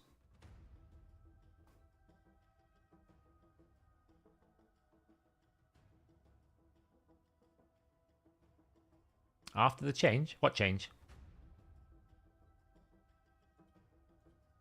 What change with Supersonic? He's still in Supersonic 4. I'm not going to put him into 9, no. His best build is 4 and 4. 4 Supersonic, 4 Supersonic, 4 Stone Skin. This is what's going to be annoying. Kimmy is very good at stopping me from taking a turn. Yeah, he's playing smart. Will Vlad... Oh, okay. He was playing smart there. It's whether or not it's Constantine has got enough. Yeah. He was like, the only way I win is if I actually kill them, and he couldn't kill me. Yeah, I might, if I get better pieces, QWERTY, I might stick in there. And obviously when I release the new optimizer build for the new required sets, then we'll run him through again and see how it works.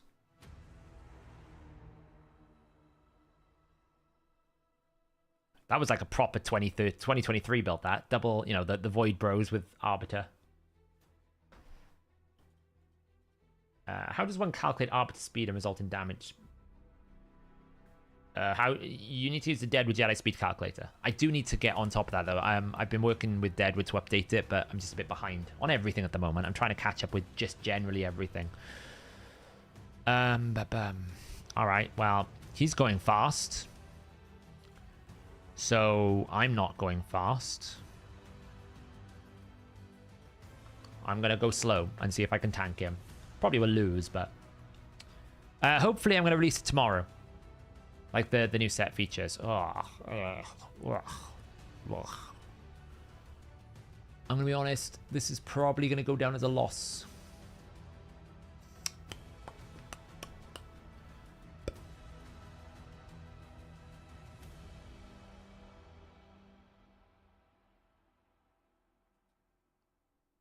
Probably gonna be a loss.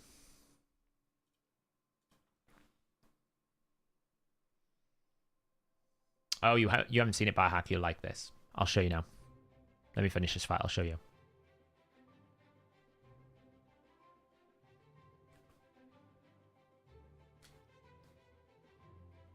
I mean, I probably lost, but you know, you never know. Sometimes you win, sometimes you lose. It's a very strong possibility I've lost, straight out. Because, okay, never mind. There's hope.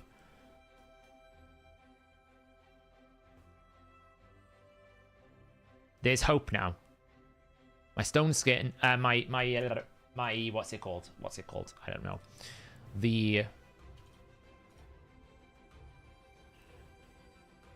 reaction kicked in for my Duchess, so I deliberately let him take a turn because I don't think he can kill enough to make this worth, because he can't get to my Garl. I just need Garl to get a turn now. So as long as Jorgid doesn't one-shot my Duchess here, or AoE one-shot me, which he can't because of Unkillable, I should be able to just do this as well. Guarantee I can get a turn. Like, what? He can A1, or he can AoE. This actually just helps me. It just continuously helps me. Because now, the moment I transform, I'm going to be peak Garl form. It's just whether or not I can actually get to my Garl form. It's going to take a while. Garl's going to one-shot this. For sure. Garl is going to one-shot this entire fight in a second. Here we go. One-shot Garl time. Continuous heal's kind of bad, but one-shot. Just waiting for it, I was. Ooh, we got a chest. What are we going to get? I actually kind of want Zeal pieces now, so it's not as bad to get this chest as it used to be. Like, you kind of want Zeal. And that's not terrible either if it rolls speed. Well, that's just straight up terrible. Might roll good. Oh, that's bad. Well, that's bad. Zeal's a wonderful set, but look, like...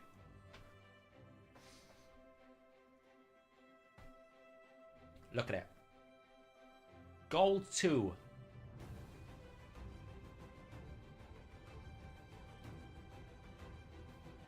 Five-star rare at gold 2. What is going on? 5-star rare at gold 2 for winning 35 fights. Like, come on. This is the it's almost like... This is the stuff that you get on day 2. Like, literally within the first 2 weeks of playing Raid, you'll be beyond 5-star gear nearly. And we're getting 5-star rare for winning gold 2 live arena. It's not even 6-star rare. I can work with 6-star rare.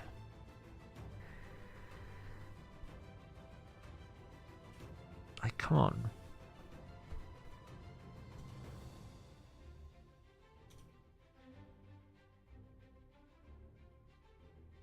Like, Zeal is really, really good, but every time someone says, oh, Zeal's a great set, I'm like, well, yeah, the only problem is, when am I ever going to get to use it? Because, well,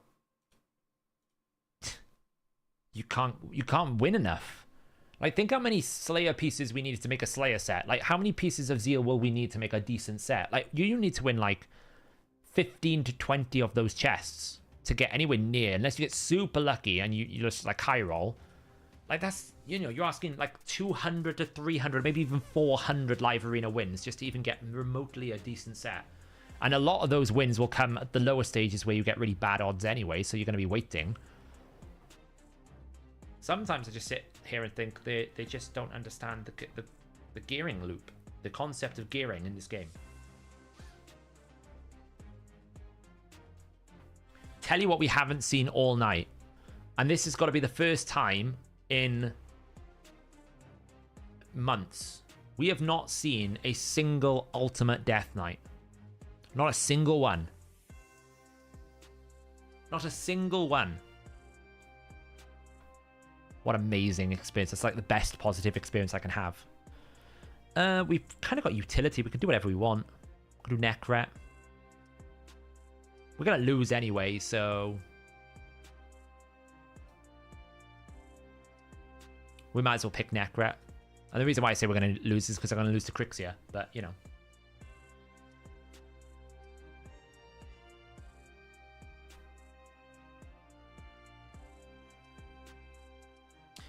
Goose is going to go a boost into a CC lockout. Boom. Oh, wait, weak hit. Oh, she did weak hit. There's hope. She weak hit. There's very, very small glimmer of a hope that we might win. She weak hits. Okay. I feel like we just... oh, man. Never mind. Never mind. The glimmer of hope is gone. We're in, like... we're in Harima's world. The glimmer of hope is gone.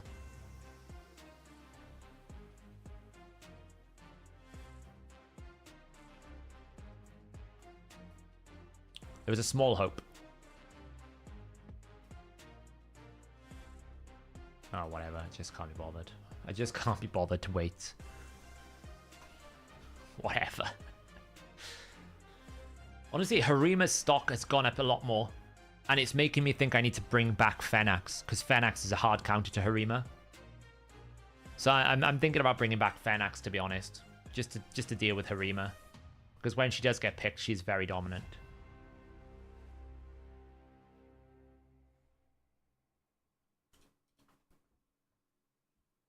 Yeah, you could build Ava. I think Fenax is more consistent, though, because it's A1 and he hits harder. Because it's a double hit. Just needs a debuff. I mean, it's conditional, right? It just depends how you set him up. Like, Necret with Fenax is much stronger than Ava, for example.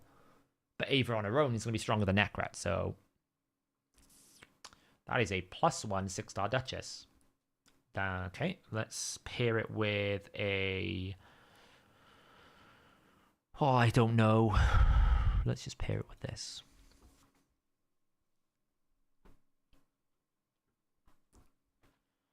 Yeah, I think Fanax is just very stable to run into people because he's A1, right? So it's just like consistency. Ava's good, but Ava is inconsistent in the sense that it's all on that A2 and then the rest of the abilities is kind of rubbish. Whereas with Fanax, you can just keep A1ing people and you can put Revenge on it for counter. That is a +4 Kaimar. If I do that, I only pick 1 damage dealer. See, that's the problem.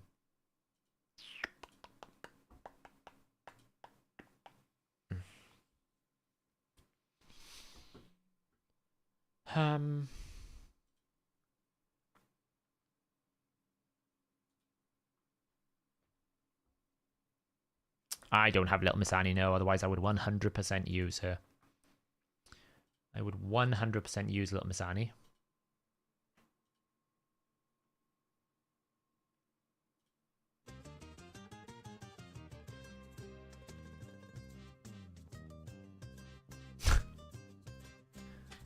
Okay.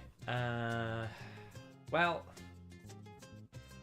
I guess we just try to tank the damage and lose. But hey, once in a blue moon, this might work. They've got a lot of buffers at least, right? They've got a triple buffer. Duchess is definitely going to go first. You watch, though, as he Kaimar removes my stone skin. Watch as he will Kaimar remove my stone skin and put me to sleep. Ooh, I resisted. Excellent. Uh-oh. Sorry to be the bearer of bad news. I kind of don't know if I want to A3 there because there's a risk that I won't... There's a risk that he'll resist, so I'm just going to A1. Let him buff, because then I can strip buffs. Kind of want to A3 here.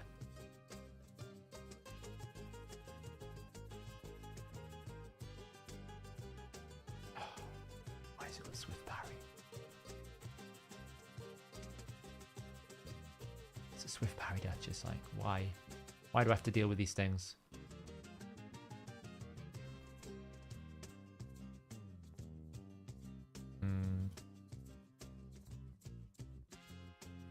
I could still lose.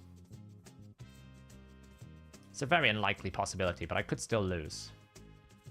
Because, I mean, you know, this is what Amans does. Like, once he gets a turn, it's like, now you're in trouble. There's not really much you can do. One by one, I'll just pick you off. Ooh, look at this cleansing effect. Isn't that exciting? Kaimar cleansed. He ain't going to do anything. Oh, well, he died. That's, oh, that was an incorrect one. I said I lost that one, but I won it. Never mind. We'll just nullify that result. It's fine. Technically, there was a win and a loss. It's 8-6, not 8-7. I messed up. Shujen's like 375 at the moment. Little Miss Annie is probably right up there as like top 3, top 4. Why don't you build her? She's just in my list solo. I just haven't got around to building her yet. She's ascended now, but she's not booked. Like, I'm just working through my champions. Right, Tormin has now been booked. Rondo has been a little bit more. I finished off Zinogre. I'm getting masteries on people bit by bit. I just haven't built them all up. They're in the list. They're getting there. We're working through them. What have we got here? Arbiter Mikage. Okay.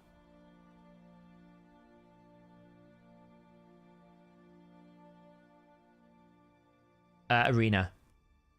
She's probably like, in terms of like a single hit, not as in like meta QWERTY, just like in terms of raw numbers. Raw numbers, if everything goes well, she hits stupidly hard. But obviously she's hard to make work, so meta is different to numbers. Numbers give you an indication, doesn't necessarily define the meta. We need to pick Rotus here, and we also need to pick... we got 2 damage dealers.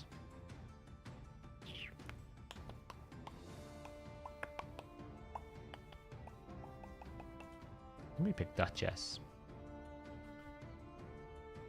Damage Torment is worth it as a counter to the speed meta, yeah. Like, he's very good to counter certain things like this. Like, I'm kind of in a bit of a sticky situation here because I really would like to ban the Mikage, but if I don't ban the Warlord, I'm never getting a turn, so that's what we're going to go with. The reason why I picked Rotus is Rotus will counter the Leorius. I can kill him without having block buffs, so... I use block damage. Yeah. That's probably why she doesn't have a revive. No, I don't like Kaja, and I'll tell you why I don't like Kaja. Her block debuffs is 1 turn. She's too one-dimensional. She just doesn't do enough. Oh, he tried to kill my Rotus.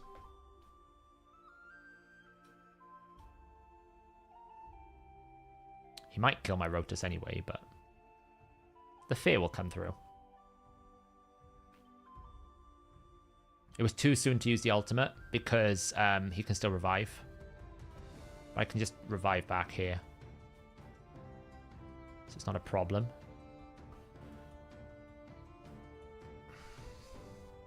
The only problem is Mikage is going to switch form now, and I bet my fear is... I bet I'm going to get feared. It's a very small window. Yeah. I knew that was going to happen, because now Mikage is going to switch, and then she's going to A3 me or A2 me. I've got block debuffs, though, so it'll have to be an A3 if she switches form. She's going to have to A3, but it's going to drop the turn meter down of my Rotus, which is probably going to mean the Wukong's going to get a turn before my Rotus, which means it's going to one-shot my team. Why did you A2? I've got block debuffs up. Why did you A2? I've got block debuffs up. Why did you A2? I got block debuffs. Okay. Well, you know.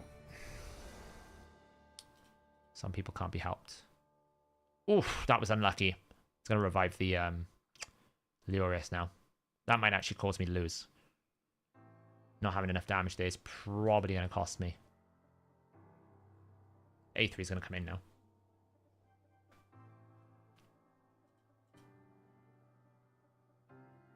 And then he's going to one-shot me. And it's GG. Oh, didn't kill me. There's hope. There's very slim hope. Is he going to AoE? Please AoE. No. Never mind. Well, that counts for the loss that I had there. So 8-7. Had I killed the Arbiter, I would have won that. Because I would have killed the Arbiter, he wouldn't have had Leorius back. And I probably would have got back around to my abilities because he wouldn't have had the turn meter double boost. So I lost because I didn't quite have enough damage to kill Arbiter. Which is, you know, it can happen. My Rotus is pretty strong. I don't even know where he is. But I still need to finish ascending and switching gear around. Like, he's still missing 20%, 12% crit damage there. Like, I need to get these health up. So, I mean, that can be ascended up to 4 and 5 now. All these little things. Like, this little bit of health here would have made the difference. But, you know, he's strong. But without increased attack, he's still a bit weaker, you know. It's close.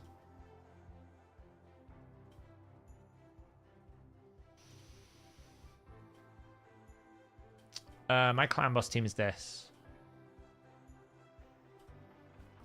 I run this. Someone meant to ask supersonic speed calcs on Arbiter for damage dealers just for now. Doesn't have the set yet. Yeah, it's on my list to do.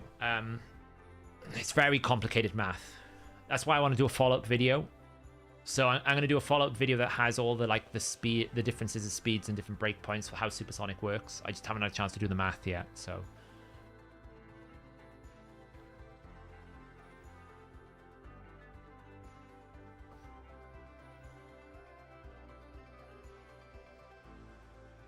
So yeah, you got a 4-star soul for Royal Huntsmaster. What do you suggest?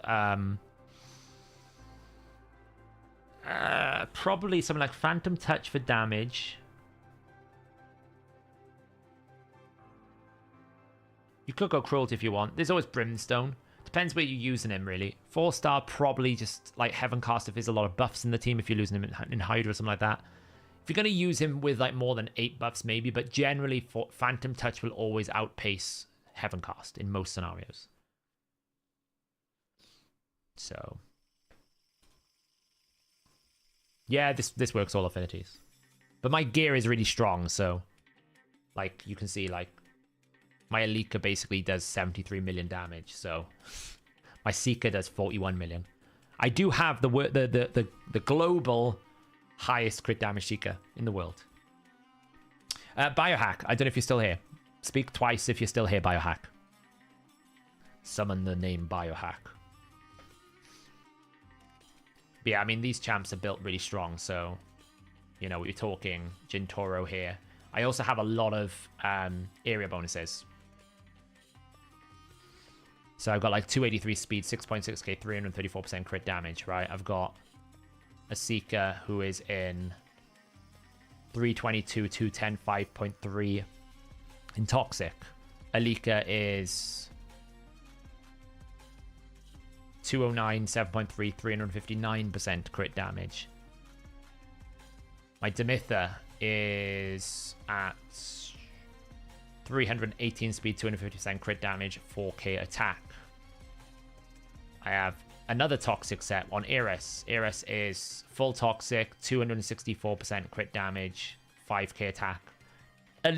Eris's build is probably the nuttiest build that I can reference. The reason why I say it's crazy, she has a base attack of 1,100. So to get to 5,000 attack is very difficult at 290 speed with 264% crit damage as well. And in Toxic. So she is like rocking, you know, triple speed, triple crit damage. I still need to improve the chest. Double speed, double speeds. These are kind of nuts, so. I mean, there's growth potential. Like, this should really be attack. Woohoo! Look, there's more attack I can get.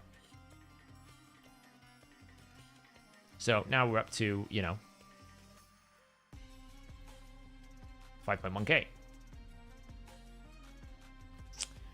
Yeah, so, biohack. The new thing that's coming. Little preview. I was going to try and get it out before stream, but I need just change a few things. So where before you used to have accessory sets to include various different things here, now you don't have to. Now you're just going to be able to say, I want, for example, any set, anything at all. Maybe like Supersonic. I want 4 pieces of Supersonic. Cool. And then I want like, I don't know, 4 pieces of Stone Skin. And I can just basically say, give me any build that has 4 pieces of Stone Skin, 4 pieces of Supersonic. I want the highest speed with a bit of HP priority. Boom. And it will now just figure out for you where to prioritize it. There you go. So you can see there, I got like it picked the Stone Skin accessory, Supersonic ring, and then fleshed out the rest to give you that. There's probably going to be some updates after I release it. Like someone already raised a good point where maybe I want Supersonic, but only Supersonic and accessories, right? In artifacts. I don't want it to pick any accessories. So ideally I need to have a function to tell it that. But that will probably come in an update after launch, after I release that. So it should be better for people. It'll give them what they want. Where are we at then? Let's see. So I haven't done Iron Twins today. Should probably do that.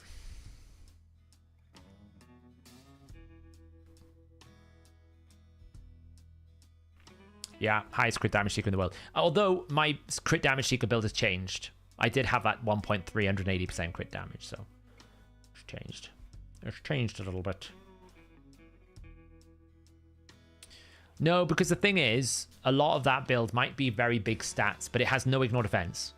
So those champions will do absolutely nothing in arena except for Alika's A2, which has 50% ignore defense.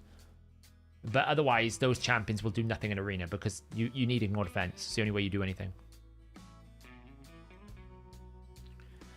Do you know what? I looked at it, Eraziel. It's difficult. No matter what I do, it's going to be awkward. Because there is just so many sets in the game. It's very difficult. I can make it. You can technically type in it. If you type the name like Supersonic, it will take you down to Supersonic. I was looking at maybe a text to search input, a bit like how you can do the exclusion, but that was very, very difficult to implement in the variable. Because the thing is, what you got to remember is I gotta make sure that it updates the secondary sets as well. So when you pick Supersonic, you can't pick it again. If you pick too many Supersonic, it doesn't allow you to then pick like cleansing and stuff like that. That's where I started hitting roadblocks, because I was like, in order for me to get the logic that I need, it's not the first drop down that's the problem, it's the subsequent drop downs. But it is the problem of, like, people wanted it all in one position. We did have it separated out, and I was going to separate them out fully, but people have been on at me for weeks, basically saying I just want to basically have a build with any version of 4 supersonic across any piece. So this is the outcome. This is what it requires. So why am I using Oella?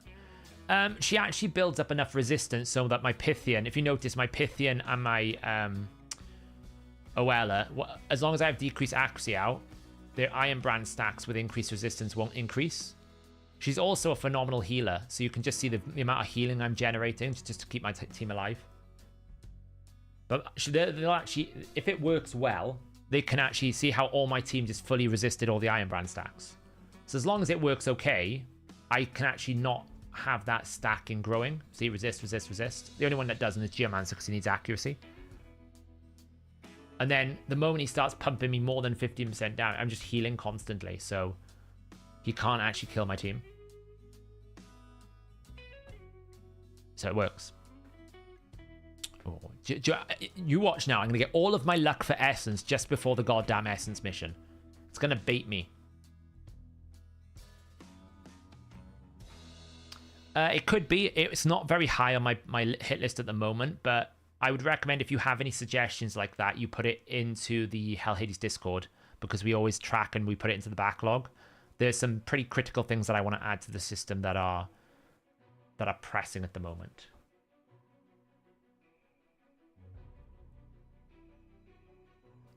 Yeah, I found something, I'm not sure if it's a bug or intended, but Dan's clarity. If Rhonda kills Sun Wukong with a run 2, the monkey will never revive. Yeah, because she puts block passive skills, Spartacus. So the monkey's revive is on a passive ability. She places block passive skills, which means once he dies, his passive is not enabled at that time. Oh, thanks, QWERTY. Sorry, I forget these things. Yep, block passive skills. That's why she's super useful in lots of places, because of that A2.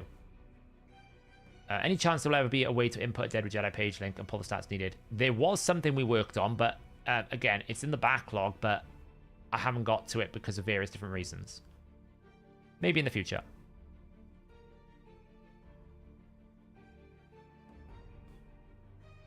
Yeah, I'm basically 1.5 weeks behind everyone. 1.5 weeks behind, that's where I'm at. I was doing good pace, I was on time, and then I just missed one day because of basically mythical chest plates. They killed my luck. They just took me forever to get them. And that put me behind. So I'm not far behind. I will still get it in good time, but I don't know if I'm going to be the first creator at this point. I certainly won't have the first video out, because I would imagine, you know, people like Scratch and that will get a video out with it. But I don't really mind that. I'd rather it be a video on my account as much. Like, Carnage was different because there was just no way that I was going to get Carnage for months. So I figured I might as well. But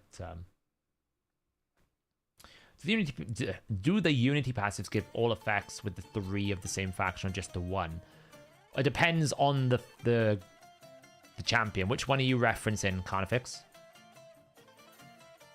Yeah, exactly. Once someone revives, unless it's a block revive, it doesn't work. So that's why Carnage is particularly interesting, because you can put an unremovable block passive skills, then block revive. So it's particularly interesting. Yeah, the chest was stupid. It took so much of my energy. It took me like 18,000 energy for me to get 4 mythical chests.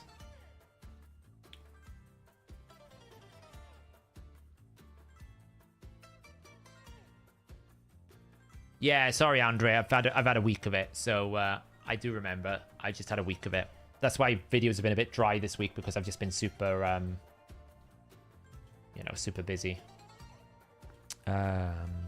So your question was, do the Unity passives give all effects with the 3 of the same faction? Yeah, so these do. This is not tied to High Elves, unless it specifically says, okay? So like, unless it specifically says only applies to High Elves, it will apply to everyone. So Finer here, for example, if you have 3 High Elves in your team, plus Finer, then all allies in the team, whether they're High Elf or not, will ignore 5% of the target events. That's how it works. Unless it specifically says otherwise, right? So I think, for example, is it Aislinn?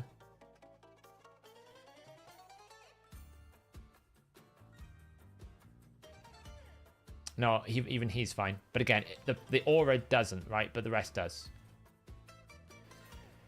About how much damage does a toxic set do on a Clan Boss 2-1? It's about 4.5 million per set, Jenga. On a 2-1.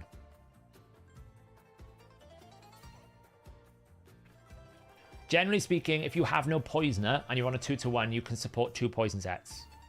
If you have a consistent decreased defense and weaken like Jintoro. That's why I have 2, because I've got Jintoro. He always keeps the decreased defense and weaken up, so I can always place it so the toxic set doesn't get out of hand.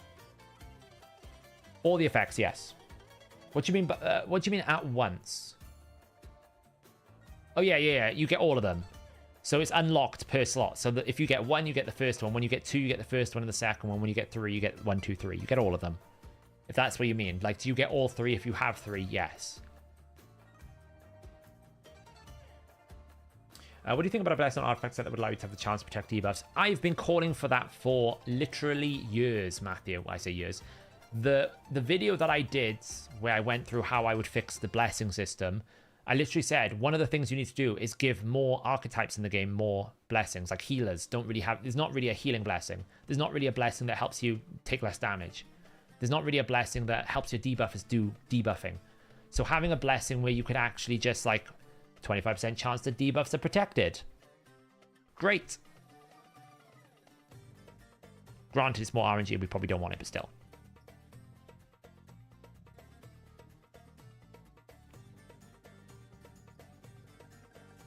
Will I showcase Kafru? Probably not. I haven't got him, and it might take me months to get him. I still haven't got Ostrox, Boneglaive, and I've been after Ostrox for like weeks. I mean, I should probably pull my Voids, but I don't really know if I want to. Like, I don't want to pull it with Riho because I already have Riho. I don't really want another one.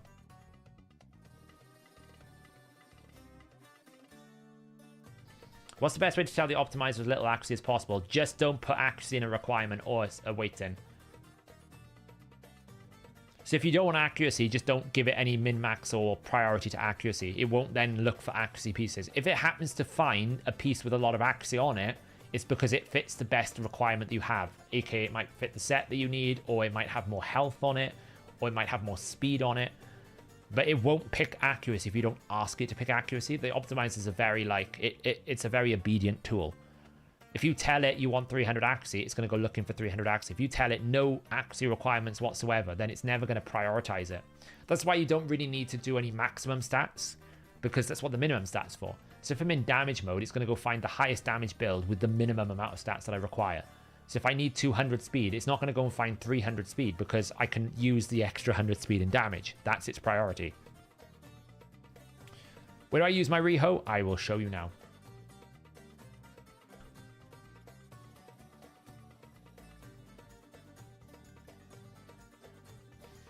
I'm going to catch you up, Green Virus. Don't you worry, I'm going to beat you. You're going to get stuck on that. You've had way too much luck. Your luck is going to run out on that 80 Immortal Essence. I know it. Just like mine ran out on the mythical chests because I got super lucky on the boots. I feel like you're gonna hit a wall. There's no way you get that much luck on the 80 as you did on the 40. No way. And if you do, I really want to know who you're paying in Plarium. Honestly. You blasted through that 40 Immortal Essence. I have no idea how you did it. Have I tried Adlin in Sand Devil? I'll tell you. I'll show you where I've been using Adlin. Actually, you'll be surprised where I've been using Adlin.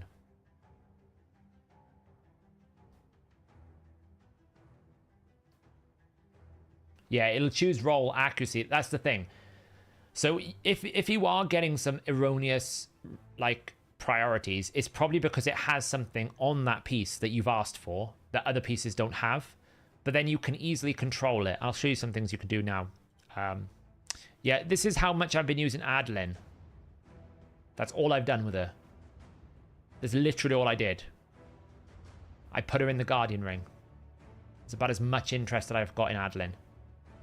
What a useless champion. An absolute stupid champion to create. A free champion that everyone can use to help you climb through the one dungeon that barely nobody will do until they hit like month 6 in the game. Don't give me a champion that can help me do Clan Boss or, you know, Dragon or Spider or Doom Tower or Sintron. No. Give me a Sand Devil requirement. Great. That's great logic. That's exactly what all new players want. I'm not being funny. The majority of people are probably like, I've got a Neri. The only ones that benefits are the people that could run the Sify team that doesn't have Sify, and I would imagine they'll go, well, I might 3% sleep and lose anyway, so I'll just run my Aneri team. It's safer. So I just don't see it. Yeah, I look forward to the reworked Sand Devil, which I can tell you straight away will just be stat nerfs. Probably. They might rework some mechanics, but it's probably just going to be numbers down. I mean, you get a 5-star soul at least. Honestly, the Primal Shard is more interesting to me. I've not even paid attention to this. I've just played the game. And I barely played the game the last few days because I've been super busy. So I've just been like checking in, doing my dailies.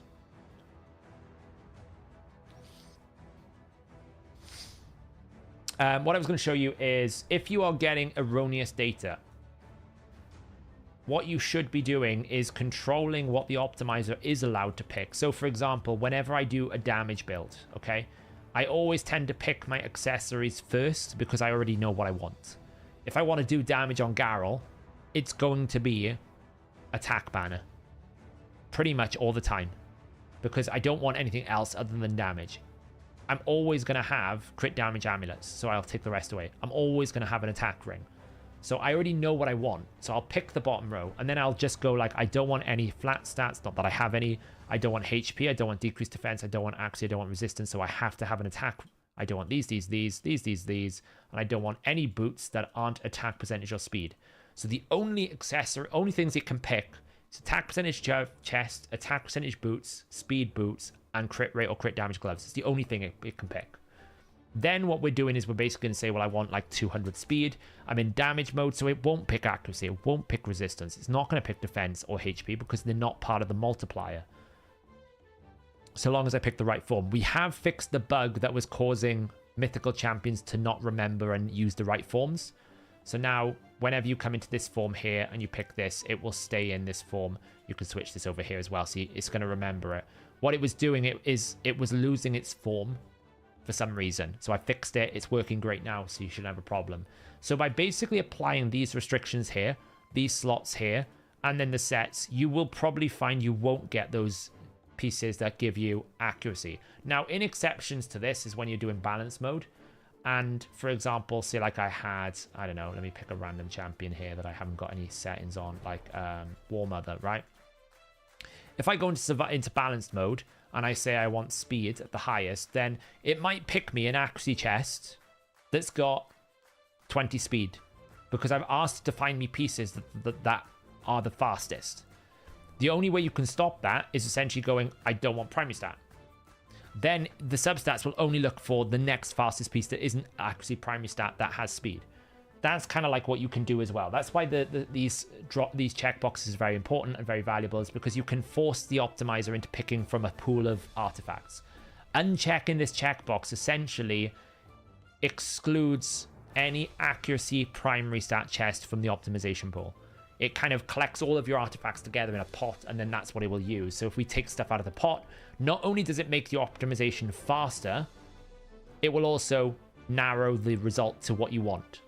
So there's lots of mechanisms and levers you can pull within the optimizer tool to get you the outcome you want. Like you can hide the specific sets you don't want. You can set required sets. You can set glyphs. You can set the battle scenarios. You can set the number of buffs. You can set out all these different masteries and configurations. And that's how you can just pull those levers to get that sorted. But, you know, from time to time, it will happen. So from time to time, you will find that it keeps wanting to pick you the accuracy chest, even though you don't want it. There's two things that I'm working on top of the required sets. I have just decided that I am fed up with the lack of loadouts in Raid Shadow Legends, so we are building raid loadouts in the optimizer. What you're going to have when you come into this details page is there's going to be saved builds. Every free user is going to get 2 saved builds. And if you're premium, you get access to 8 save builds. So what you can do with these save builds is, say like you build War Master. Say like you build War Mother here, and you just want to leave this build. And say like you need it for the next time you need her for Centranos, or maybe you need to use it for the next Hydra or something else like that. You'll be able to just save the current build. just save it. And there will be a custom label. So you can call it my Cintranos build, raid build.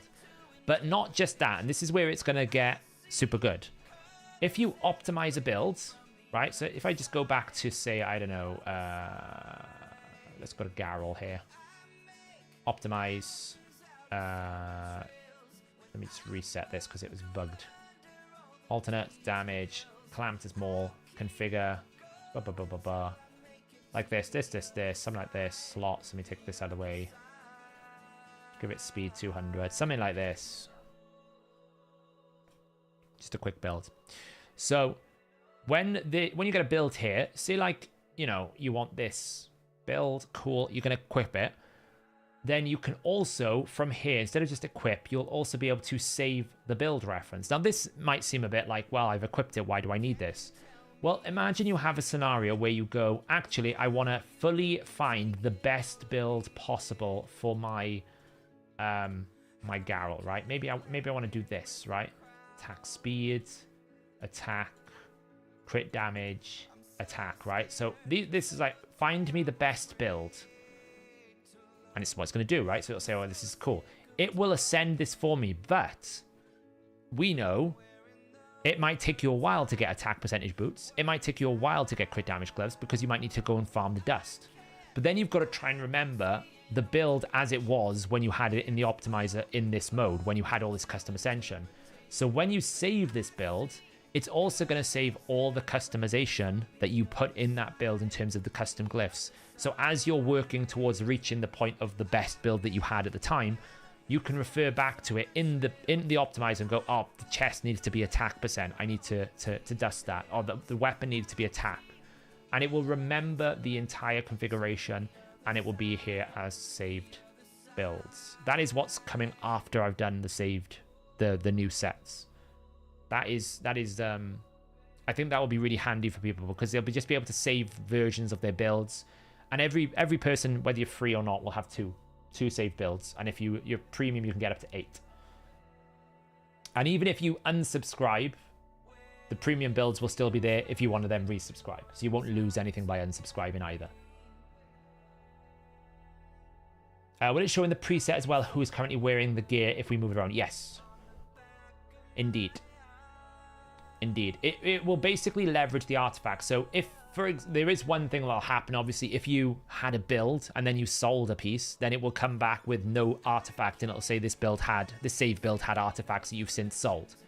So we'll probably have that reference to it. But other than that, yeah, it'll have like who owns what at what position. Yeah, 2 free per build per champion. Yeah, it's all champion level.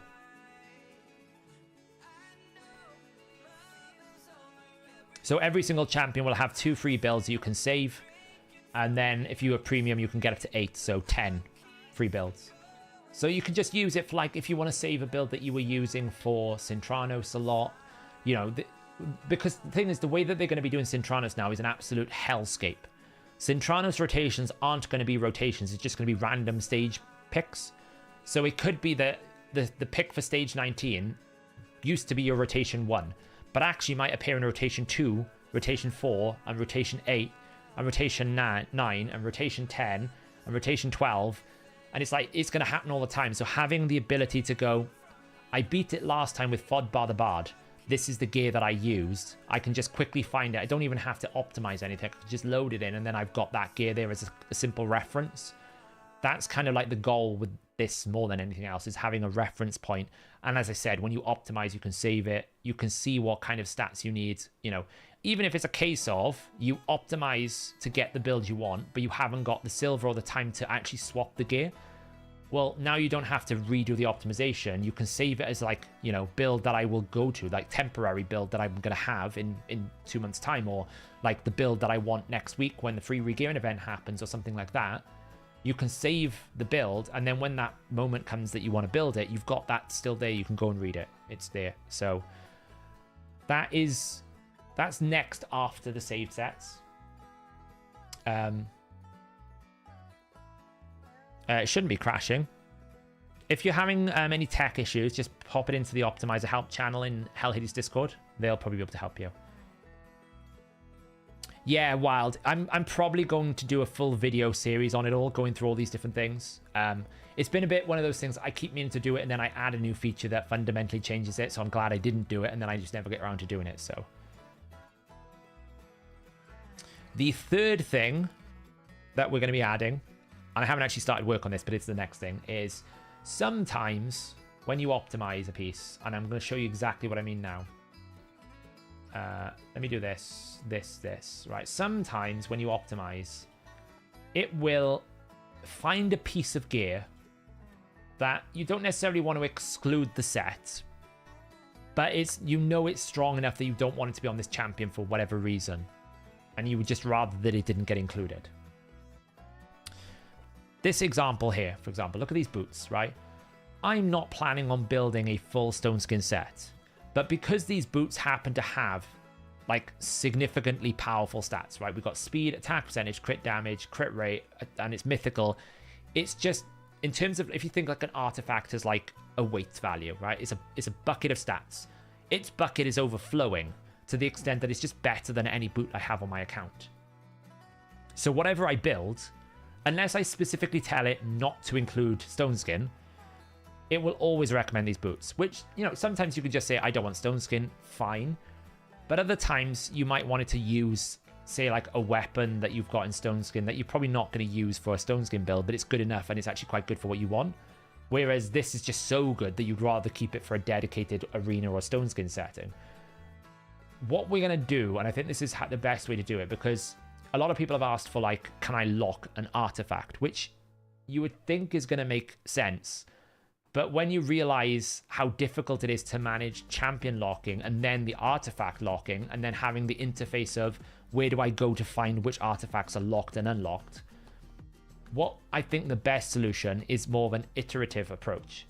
So say like I got this build here, there'll be an option to basically go ignore this artifact from the current optimization flow. And then you'll go back and then you'll start it again. And what it will do is it will remember in the current optimization flow which artifacts you don't want in the pool. Just artifact level.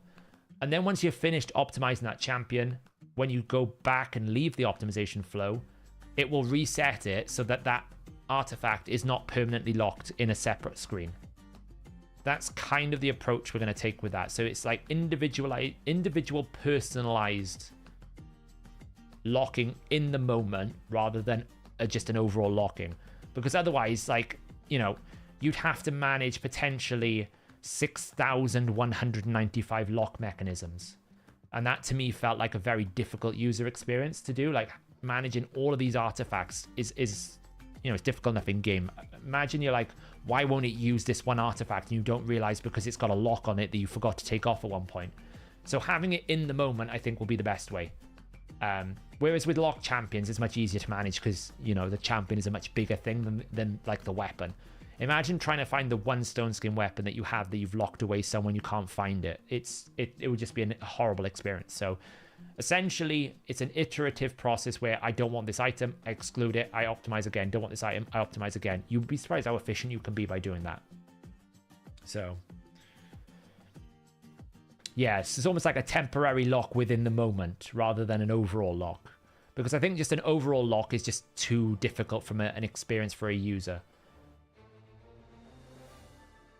Yeah, that's what you can do, G-Man, at the moment. But that's fiddly. Like, you don't have to manually move it in the optimizer and then lock that champion, then remember to unlock. That's just really hard. Yeah, exactly. It's almost like, put this to one side. I don't want it for this optimization flow. What else have you got? And then you probably do it like 3 or 4 times, and then you're there. And then once you leave that view, all of it comes back in. So the next champion I go to, you kind of go, okay, it's back in. I still don't want it. Move it away. It could be you're just waiting to use it for the right time. Like that, those boots, I'm just waiting for the right champion to put it on. I haven't just not decided yet. So I just don't want it on anyone. Like if it's a lethal piece, for example, I might not necessarily want to exclude all lethal pieces. A good example could be, say like I'm building a lethal champion in Cintranos. I don't necessarily want to use all of my best lethal pieces, and maybe I've got a lethal gear that is just particularly really good that I haven't equipped. I've just got it, right? If I just bring up my lethal gear here now and I basically say not equipped, and I sort by like best rating or best rating here. So it could be, for example, that, let me see if I can find an example weapon or something that I know I just don't want to use. Like this helm here, I've got triple crit rate, crit damage, speed, and attack. It's phenomenal. The rating, I have no idea what's going on with the rating. I need to review these. This is actually probably quite high up on my list as well, because that should really be godlike. It could be its lower rating because like 20% over 4 is... It's given a lower rating because I've got it on like ultra godlike, and crit rate has low rolled because that could have been like 24%, but it wasn't. It's a low roll, yeah, because you can see the score there. I should just click the thing that I built. So it says 63% roll quality. It should be stronger than strong though. It's probably still very strong. So I might, as I'm optimizing my lethal build, I've just got this weapon, this helm. So I don't necessarily want it on the champion that I'm building lethal on for, but I still want lethal, so I don't want to ignore the set. So what I can do is just say, exclude that helm for the time being, find me a better one that's a little bit low value. I think as well, this will be somewhat of a step and effort towards giving people the mode they want, which is like, I want a good build, but I don't want the best build. So I don't want you to keep picking all of the best gear. Is there a way to do it so that it'll pick good enough gear? And this is like probably like the first step towards that version of that tool that kind of doesn't break the concept of the optimizer, but helps you get to the goal you want to, which is, I just want a good lethal build. I just don't want the best lethal build that I can possibly build. Resistance shouldn't be rated at all highly on it, but it could be the set more than it is anything else, G-Man. It could be the set. Like this one here is rolling high. I don't really know why, but it could just be because it's legendary, so therefore it's just got more stats, right? Legendaries have more stats, great, it can roll higher. But what I know for a fact what's happening here is it's not valuing the Ascension, so I need to increase the value of the Ascension. So what's up with the deal calculator for packages? Why not 0 to 100? I do not know what you mean by that, Elite Way. Do I turn off any of her skills? Honestly, I just let her A1. You can let her use A2. It's about the same. But I just kind of let her use A1. I don't even know if I can get in there now, actually, because... Well, I can do dungeons, can't I? Because that will tell me. Clan boss team. So I let her... I actually tell her don't use it. You can let her use A1 if you want, A2 if you want, but technically, if she extra hits on the A1, it's more damage than the A2. So it's kind of like, I can high roll the A1 to get more damage, or I can low roll and I could have gone to A2. But, you know, it's doesn't really matter. I just A1. A1 is the way to go, really. It does so much.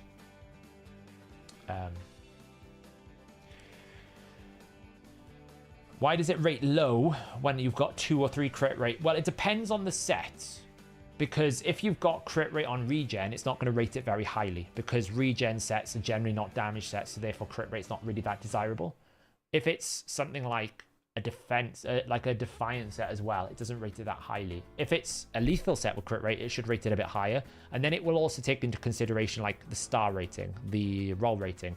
One thing also for everyone to remember, and this is something that people don't remember a lot, you do need to make sure you set your progression state to be the right level. I've got mine on end game. Most people will default to late game. If you're in early to mid game, drop it down, because the optimizer will say that things that are probably good for you are actually quite weak because it's thinking you're in late game. I do need to update the document this is attached to in terms of like what is the progression. It's not so much of a problem at the moment because obviously the rating that we had is based on that progression from back then. But yeah, the rating system is overdue a bit of a quality life 2024 remix kind of thing, updating it. Why build her with crit rate if you're only using... Oh, she still needs to crit, right? You gotta remember... I know why you're asking that, right? Welcome to Plarium's mispronunciation. Only the second hit has a chance to critical. The first hit does not. This is a bad translation. What it should say is has a 30% chance of placing an extra hit. The extra hit is always critical. Not this hit, the extra hit. So if you want the first hit to be critical, you need crit rate. Yeah, I can see why you're asking. It's very obvious. That's why you have to... I always think these extra hits being always critical when the first hit needs to be critical is a bit dumb. It's useless. Like, what's the point of that? The first hit doesn't crit, so the second hit needs crit rate. The first hit needs crit rate, so the second hit's always going to crit. It's just basically a meaningless effect, but, you know.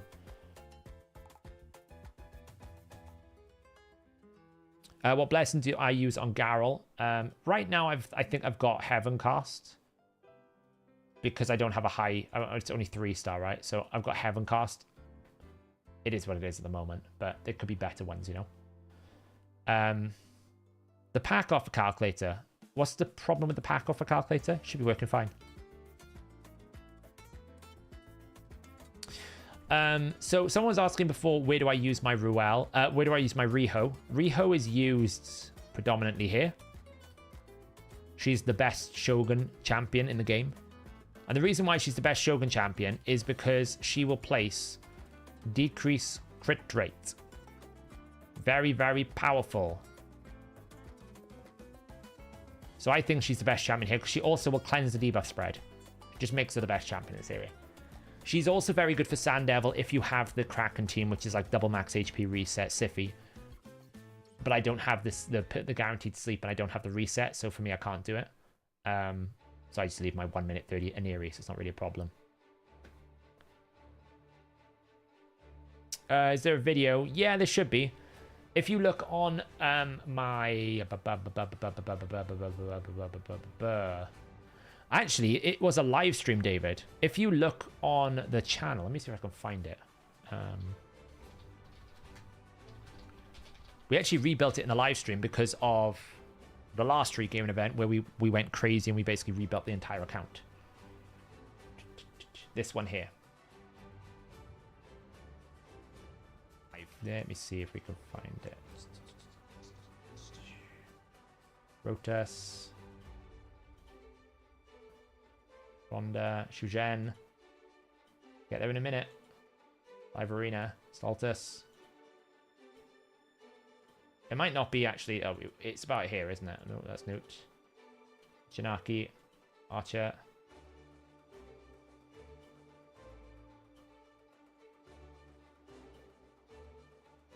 Or maybe it wasn't. Maybe I did it off stream. Actually, no, I think I did it off stream. But I'm pretty sure I've... It might be a bit old. Oh, a super old one.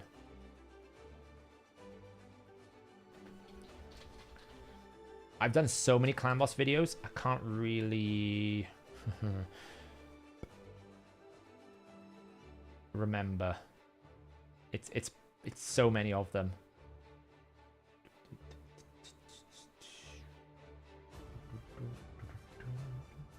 Myth Watchers, Here Force 1. Love some of the names I've come up with these. I'm just looking back to all my old clan boss videos, like Here Force 1. Oh look, there's one. It's a pretty good reference, this one. That's the 3-1 version. So there's a 2-1 version and there's a 3-1 version of Mythru. I've got the 2-1 on at the moment. But that one gives you a good point there as well.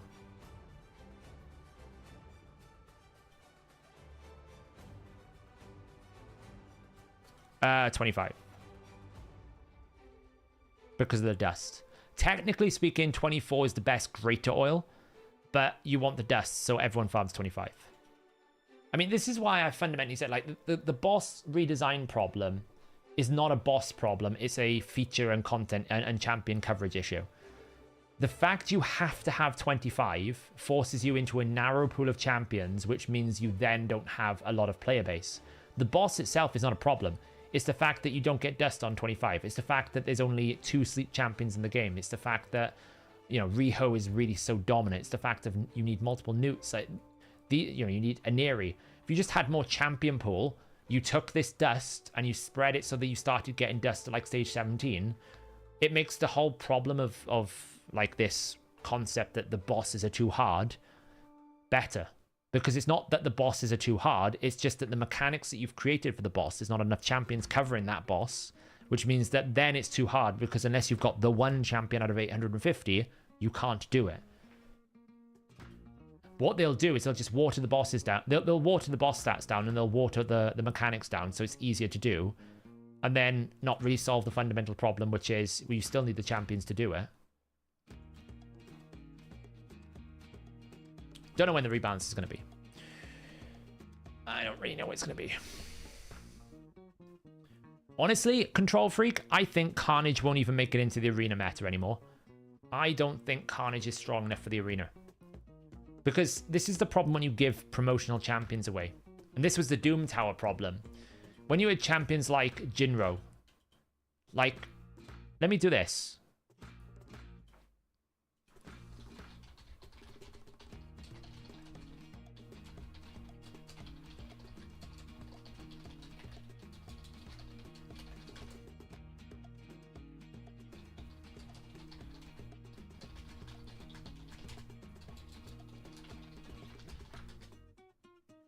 Let me ask this question. I think it's a good question to ask. I know the answer to the question, but I want to ask it anyway.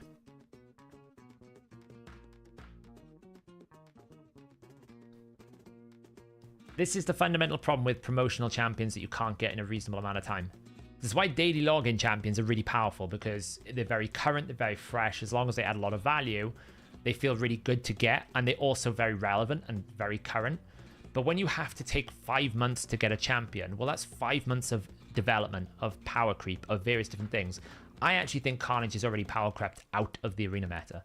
I still think he has some value. His protected debuffs are incredibly powerful, so if they do something else to Polymorph to make Polymorph less of a thing, then he will rise in stock.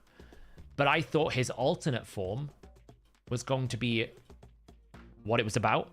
I actually think his best position is his base form in Hydra. I think his base form Hydra is obnoxiously powerful because it allows you to use single target debuffers in a much more reliable way. Like being able to use Lydia's block buffs so you don't actually have to bring a block buffs because he will debuff spread him before you even need to worry about it because he's constantly attacking and constantly debuff spreading. That's where I think he's super valuable. I don't think he's very valuable in Arena because I think he's been power crept already by the newer mythicals. I think they're too strong.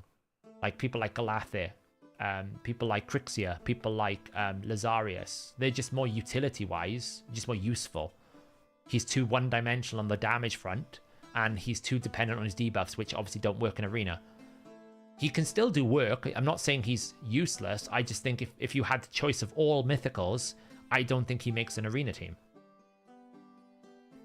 In the sense of if you have everything available to you. People might not have many mythicals. Like me, for example, I use Garrel, not because necessarily I think Garrel is like the best Arena champion, but because it's mythical. So I have access to a Leorius nuke. And I think once you get like 3 or 4 of those mythical champions, and like you got to remember, the average player, it's going to take them another 3 more months, 3 to 4 months to get it. So you're talking 9 months for the average player who has done everything other than all stages. So all the awakened rooms, and then you've got to add another 2 months for every other player. So you're talking somewhere between 9 to 12 months for the majority of the people who would play it. Well, the amount of mythicals they would have added in that period of time, he's not going to be in the meta, I don't think. But the reason why I wanted to ask this question is Jinro the Stalk is the last legendary you get in Doom Tower. It takes you 25 months to get him if you were to do every single secret room, every single rotation. 25 months. And this is the problem with why they stopped doing the champions, is because it's a linear progression, you can't pick. It takes you such a long period of time. Jinro would have been good when they first developed him because he would have been relevant to the content. But by the time you get him on month 25, he's not anywhere near relevant anymore. So it's just not going to work.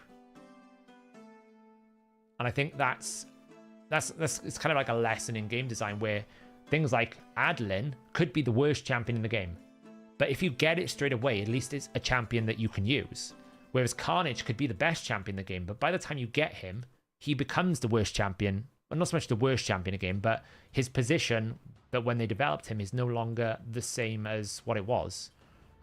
Because essentially the power creep has happened, time has progressed, and other champions have come into the game. You've acquired different powers. Maybe you've got a 6-star soul for a champion, various different things. And before long, your shiny new mythical that you worked really hard for is basically a bit of a bot. But I actually think... No, I know, yeah. But the thing is, Class Clown, the Krakens... So, here's the thing, Class Clown. There's only 17 mythicals in the game. So if you're willing to invest in Primal Shards, you've got a very significant chance of getting all of the mythicals. That's why when you look at the top goal 4, goal 5, that's full of Krakens. Well, if they spend $1,000 on Primal Shards, they're probably going to pull a good 50% of those mythicals. It doesn't take long because the pool is very small. It's hard to get someone like Kaimon now because it's like 200 legendaries. So you're trying to get 1 out of 200. 1 out of 17 is a lot easier. So as much as I agree in the sense that, you know, I'm giving a contradictory hypothetical of, well, if you have all of them, then that's the same thing as not having Carnage for 10 months. What I'm saying is for the top end Krakens now, they've had 5 months of being able to spend their monthly budgets of crazy amounts on mythical champions. So you're already seeing things like +4 Crixias and +4 Lazariuses and these types of champions. So they're looking at that going, Carnage is coming into my roster. I can't empower it. I have to keep grinding to get the soul. I guess I'll just use my +4 fully awakened mythical I've already got. And I think that's what I'm trying to say is it took too long to get him. So by the time you get him, it's too late. But I will say he's insanely good for Hydra A1 base form. I think he's like top tier. So good. Because he just allows you to have like single target burners, single target block buffs, single target decreased attacks. And they are not single target anymore because of the volume of his counterattacking. And his base form damage is just as good as his alternate form damage, in my opinion. So I don't think you need his alternate form. Do you think that 6-star Awakened Val is worth booking over Earstrid? I have no increased attack by Hydra team. Currently using a Laz first form in my Nightmare team with Necmo. If you can survive, then you would use Earstrid over Necmo because she's more offensive. That would give your Val increased attack and then he's worth it. Well, you still want damage though, Control Freak. You still don't ignore the strength of damage, right? Where is he? Val the Destroyer. He's in here, right? No. He's an orc, right? There he is. Yeah. Val. Don't ignore 25% damage, 15% damage, 20% damage, right? That is a lot of damage. If I'm going to do 10 million damage, I will do 20% of 10 million. That's a lot. So it's one of those things if don't rush to book him, but he should be booked at some point. Like, I would definitely agree with, I think, what Control Freak's basically saying, which is don't book him over Earstrid's A3. You absolutely would rather have this, right? This off cooldown and this being 100% is more important than the damage on Val. Absolutely. But don't never book Val. Val is worth booking eventually. But you definitely want the decreased speed consistency. 100%.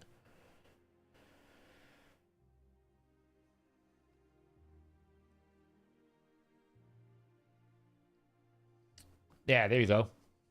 Constant would be a good marker.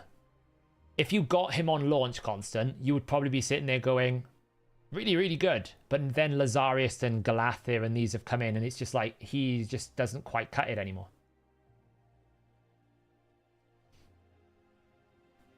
I might do a bit of a stream tomorrow, yeah, because I was going to do a lot of regearing, but I can't see me sticking through, and I want to get a lot of these missions done, so I want to do that first, so... But I might jump on and do a bit of a bonus stream tomorrow, yeah. Because I want to go through some of the optimizer stuff. We actually need to do some Cintranos. Carnage absolutely craps on Akhenaten. Shaq.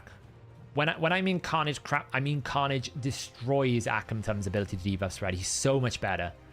Because what you get is every single time the boss attacks you, he counterattacks pretty much every single time. And every single time he attacks, he has a 50% chance of debuff spreading. So it's far more consistent and far more regular.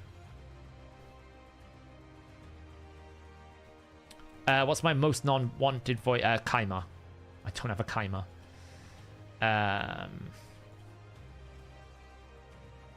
I don't have a Kaima, unfortunately. I should be able to do this one, right? This one shouldn't be difficult. Why have I not done this one? I just...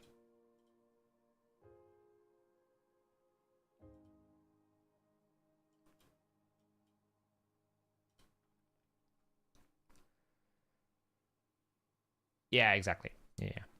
He's so good. Because the thing is, Akimtum is good, but he also poisons a lot, and you don't really want the poison. Whereas Carnage just does direct damage, which is great. You really don't want the poison.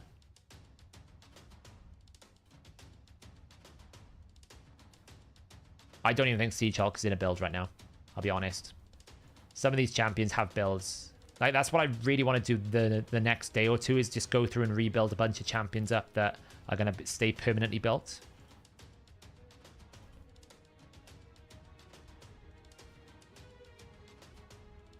I mean, the thing about is a champion useless?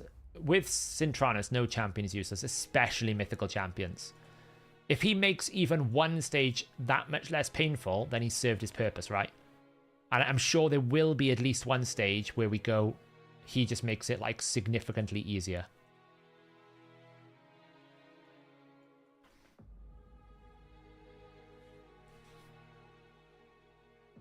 It does, but you don't notice it. It's a factor, but you don't notice it. Also, keep in mind that Akimtum needs to have the Hex component, right? I'm pretty sure.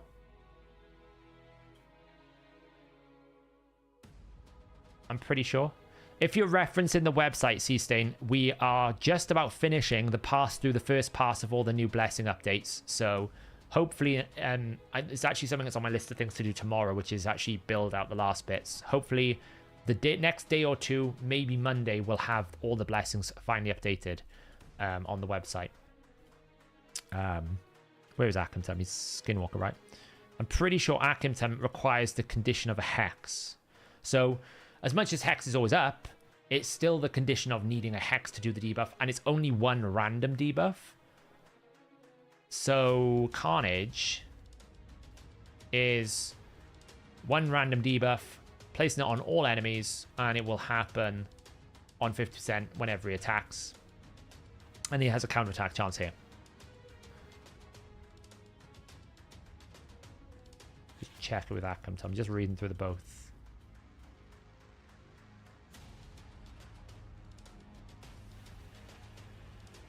Yeah, so it's the same chance, to be fair. It is the same chance. The only problem with Akimtum is he poisons too much. That's the only problem I find with Akimtum. Specifically in Hydra, he will poison the provoke head, and then you just have too many poisons where you don't want it.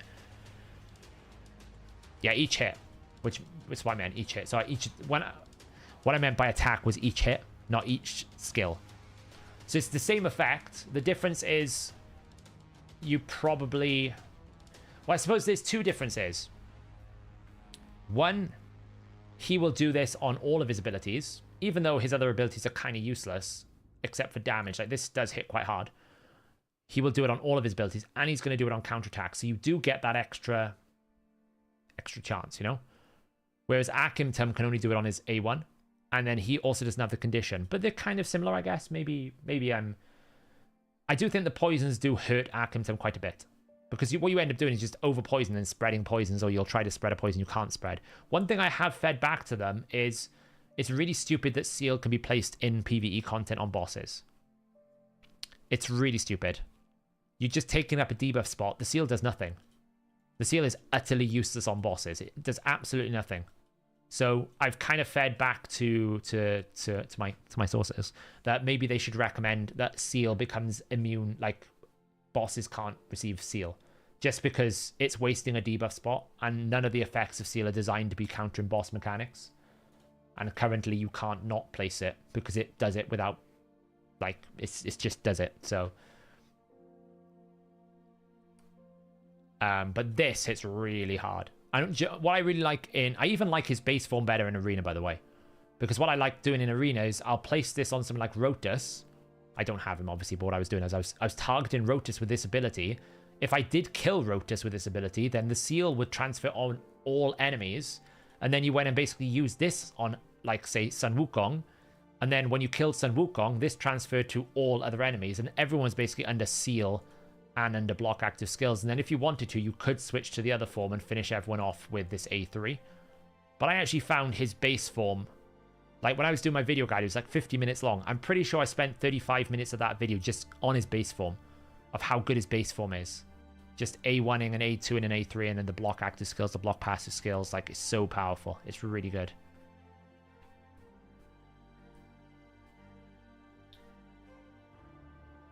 Yeah, they'll have to take it off bosses as well. I agree.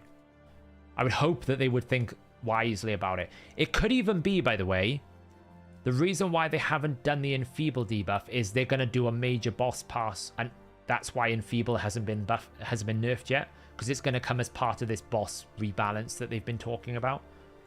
That they're going to basically just take Enfeeble and Seal, hopefully, and just get rid of it. So I don't have Siegfried, and I don't use Karato because I don't have Yumiko. So those are the problems. Yeah, I'm there. I'm exactly where you are, Sniper. I'm like, do I go through this part? I think, if I'm being honest, I think 14 is a bit more accessible if you have a Dicey than 20. But 20 is going to be nasty because of Wave 3. 18, honestly, 18 is not the problem, it's 19. But I've got Samsung and Padraig, so potentially is useful, but, you know, it's still not great. Like, +4 Virgum car. But the Croc, I think, is a big deal here as well. Like, Croc and Samsung really can smash this. You can do it, though, I guess. It's not really a problem. Like, you've got Necmo as well. Like, you can get lucky. The challenge will be trying to beat the Taras on Wave 1. Yeah, 20 is nasty as hell. Because, like, the problem with this Wave 3 is you can't crowd control them, and you have to spend so long trying to kill the Ultimate Death Knight Necret, because the Siphi will res the Necret, the Ultimate Death Knight. So you've got one Necret will protect one Siphi, one Rotus, and then they're both immune because of the passive, and then Ultimate Death Knight's taking forever to kill. So it takes you like a minute just to get onto the Rotuses, by which point they're a bit strong because they've been absorbing all your max HP. You can do it. It's not really, like, it's possible to do it. It's just incredibly difficult. And then, yeah, like, people are basically going down probably like 350, 400 speed allures, I would have thought. I don't know how you did it constant, but I'm guessing you did something like that. Just multi-allure 300 speed and just CC them down.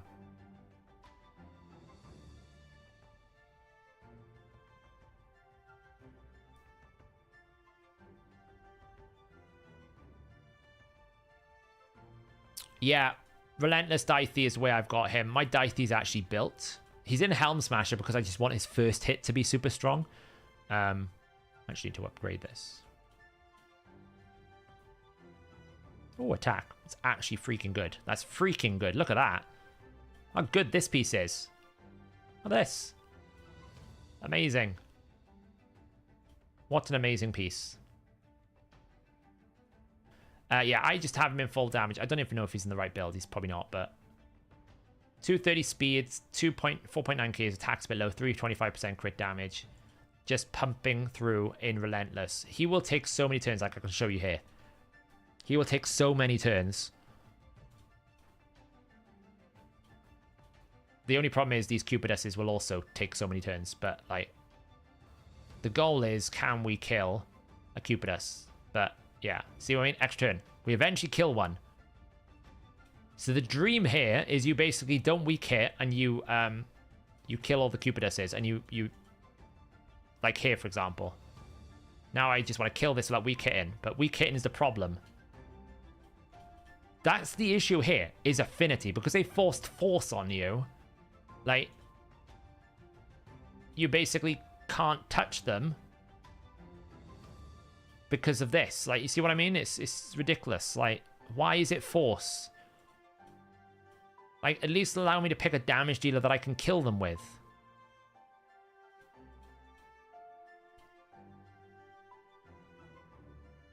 I haven't even got past wave 1 yet. I remember trying to do this before, and it was awful. It was so bad. But I probably just need to run like provoke, see? But you can't even run provoke sets. It will just kill you. I do need to run a bolster set though. Like, this is one we need to rebuild, see? But yeah, like, you know, they've basically done full force. And it's like, what the freaking hell? You can do it, it's just going to be a while.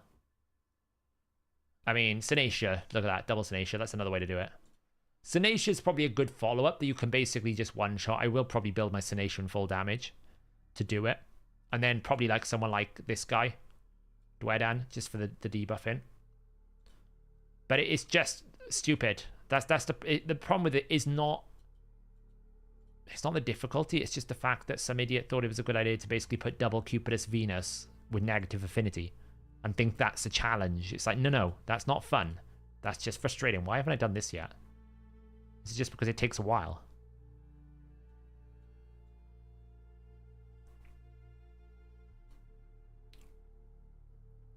I know why I haven't done this. There's no damage dealers. And this bugs me as well.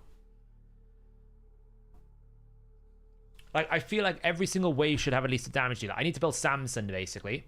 So Samson is on the build list. This is why I'm thinking I'm going to probably do a stream tomorrow, because I want to build Samson, I want to build up Siege Hulk, I want to build up a bunch of different champions in the free Regearing event, and just get through it that way.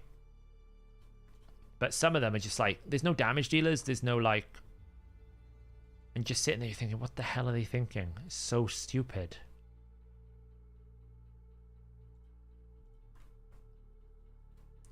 Yeah, bonus stream. I don't know what time yet, but I'll let everyone know in the Discord probably. Double Whisper. Whisper power. Kill them all. I want to try and take advantage of the Regearing event to just get some of my Cintranos champions built. I'm preparing for the catastrophe that is the next rotation. I literally don't know how I'm going to make the optimizer work. I have no idea. Because right now I can make the optimizer work because I know which rotation we're on. So I can basically just filter the restrictions and the suggestions to be around like what rotation we're on. I don't actually know. Am I actually going to be able to do this? It's been roasted by... I probably will because, you know.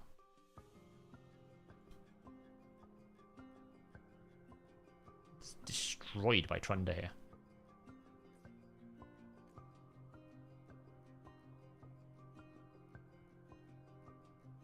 But yeah, right now the optimizer, what it does is it kind of goes, oh, I know you're on rotation 2, so I'll apply the default filters for rotation 2 when we do team suggestions. Well, now that it's going to be per stage, I'm like, I have no idea what rotation we're on anymore. So I'm kind of waiting to see how they're going to actually structure, like how it's going to be updated in the game, because maybe there will be some sort of like array or filter or something that will indicate to me what rotation set they're using on every single thing. But at the moment, I'm a bit in the dark as to how I'm going to make this work. Well, the problem is there's no reading. Like, I don't really read the game live like that. It may be, but I'm not going to be able to do this. I'm going to need to be a bit smarter.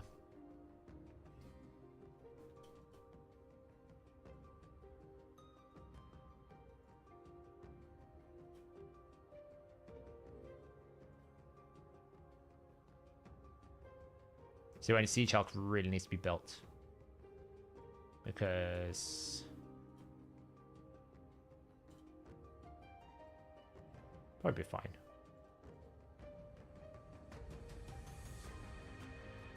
As long as I don't get blasted by the Trunder like I did last time, it's fine.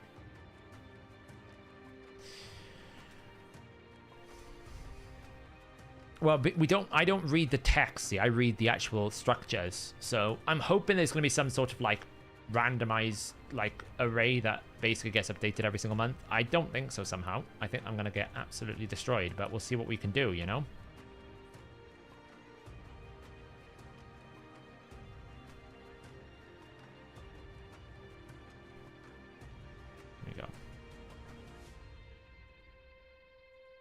not going to get destroyed like we did last time. Just kill him off. There we go. Yeah, I said I'm going to see how it goes. I mean, worst case scenario, I just have to put all the filters into the team suggestions and people have to manually do it. But I really don't want to make the experience for people using the optimizer worse just because some bright sparking player thought it was a good idea to do this. But I mean, to some extent, what they're doing is a good way of extending the lifespan because they don't have to do any work to basically keep generating a new rotation because effectively there aren't any rotations now. Every single rotation, theoretically, will always be unique because the chances of you repeating the same 101 stages with the same restrictions is very, very difficult. It's very impossible. So it's kind of like the right implementation, but it just makes like my life a living hell more than anything else. And also it means we will have to build a lot more champions. Just fundamentally, we will. Let's just use my normal stuff. What's this? Garrel power? We might need more than Garrel power.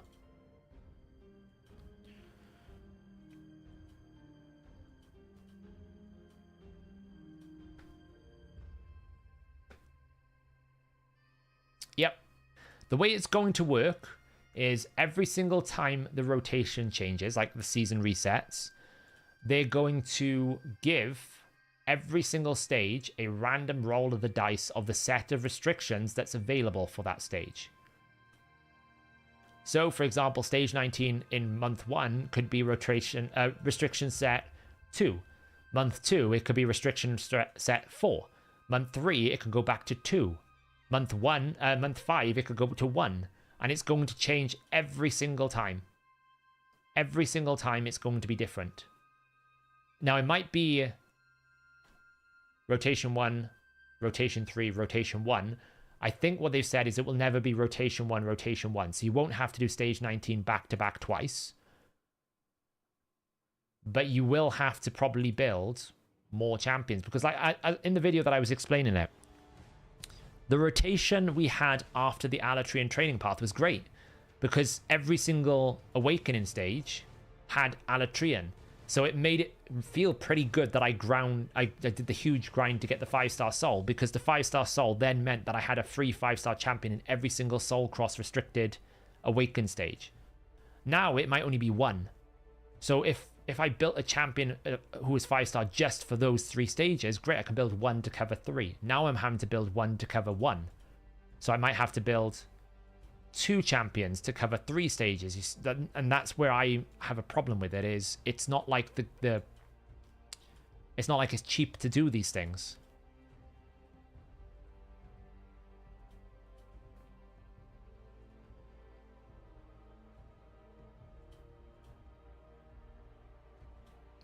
How do I hit S8? I'll have a look now.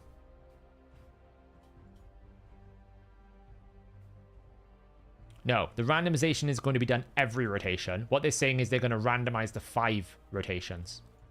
The way they explained it, they did a pretty bad... They didn't do a bad job, but they kind of... They almost like did a bit of a story of my life. What they said was, we're not going to give the same 5 rotations, but what they meant was, now that we've done 5 rotations, we're going to go into this cycle. Someone asked how I did stage 8. Dithy power, my friend. I assume you meant stage 8 hard. Dithy power. I would suggest that Mistrider Dithy, Siege Hulk, are 2 of the most important epics to have for Sintranos. Because of their power ability. The pure strength of their kit. I would suggest they are up there as the 2 most important epics. Yeah, they're not actually going to add new sets of restrictions. They're just going to reuse the restrictions. Which to them is a very good win, right? Because effectively to them, they've now created endless rotations. Because you'll never have the same set of rotations twice. But in reality, just like how they kind of explained, like, oh, well, Sintranos will be different every single time because you'll have different bosses. And it's like, well, no. We're fighting the same bosses on the same floor. We're fighting the same opponents on the same floor. All you're doing is you're just changing what I can use. You're not actually making me do something new. You're just moving the goalposts to fight the same thing over and over again, right? That's the difference. And they've kind of just gone further into that. So they're not like moving the bosses into different grid slots. It's not different boss pairings. It's simply, I'm going to attack Sand Devil 9 with rotation 3. I'm going to attach Soulcross 17 Fire Knight with the set of restrictions from rotation 2. And I'm just going to randomly pick it every single month. That's how it's going to work. There's quite a lot of uses for Valkynon. A lot of people use Valkynon with people like Wukong, Nogda. People who self-revive. He's very good for that.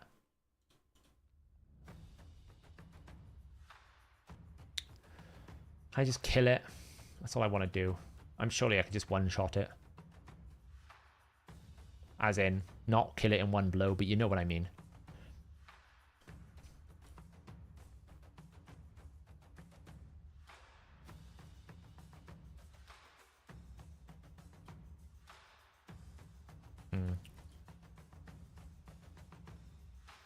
I might have needed to give increase accuracy here. That. Get rid of that. Why can't I use Riho? Can I use Riho? Yeah, I can. Thank you.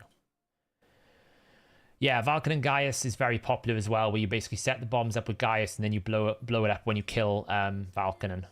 That's very popular. Boom, boom, boom, boom. I mean, I probably won't die. I could die. We'll find out.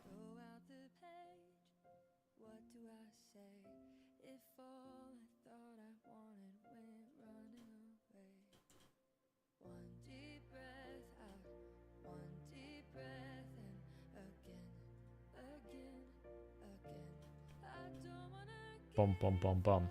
Where's Leech out? Boop. Protect. I really need to take this on the playlist.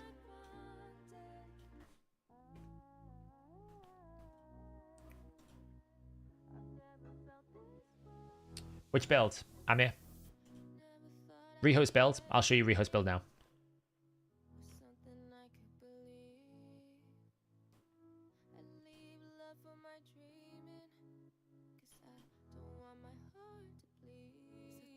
Poor Iron Twins, he's getting absolutely wrecked.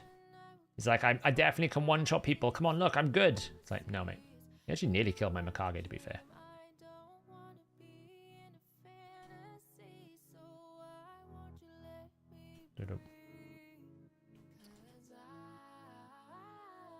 Oh, he lived nearly. He's down. He's down. He's down. What do we got? Ooh, that's good. See, this is what, like, I've had some people say to me, normal mode Sintranos is terrible. What's the point of normal mode Sintranos? You do get sometimes good pieces, especially in Sintranos normal mode. That is better. Like that's probably better than half the crap that I got in hard mode. Probably is better. Honestly, it's probably better than half the crap I got from hard mode, including stuff from Amia's hard.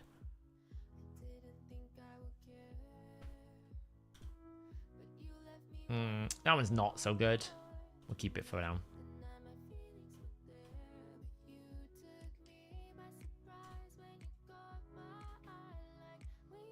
Yeah, you just get tons of 5-star gear, but like that, there is always some opportunities in normal mode to sometimes pick up a good piece here or there. So it's worth doing, even if the 101 chest is the most garbage piece of reward I've ever seen in a game mode.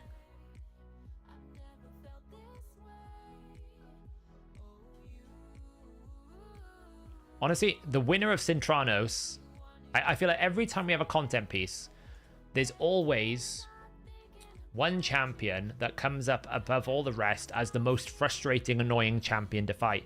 When we did Doom Tower, it was always War Chiefs and Mortu Macabres. In Sintranos, it's Samson the Masher. Honestly, the amount of times that I've just been like pummeled by the stun monkey, and I'm just like, stop it, please. He is by far the winner of the most annoying champion in Sintranos. Like, dude needs to take a chill pill, that monkey. And I bet you when I use my Samson the Masher, he's going to be nowhere near as powerful. I'll be frustrated sitting there going, why do you not do damage? Why are you not that good?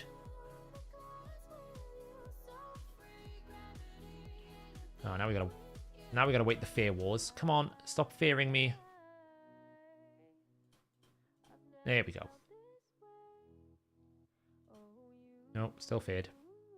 Eventually I'm gonna get a turn. There we go. Let's take him out.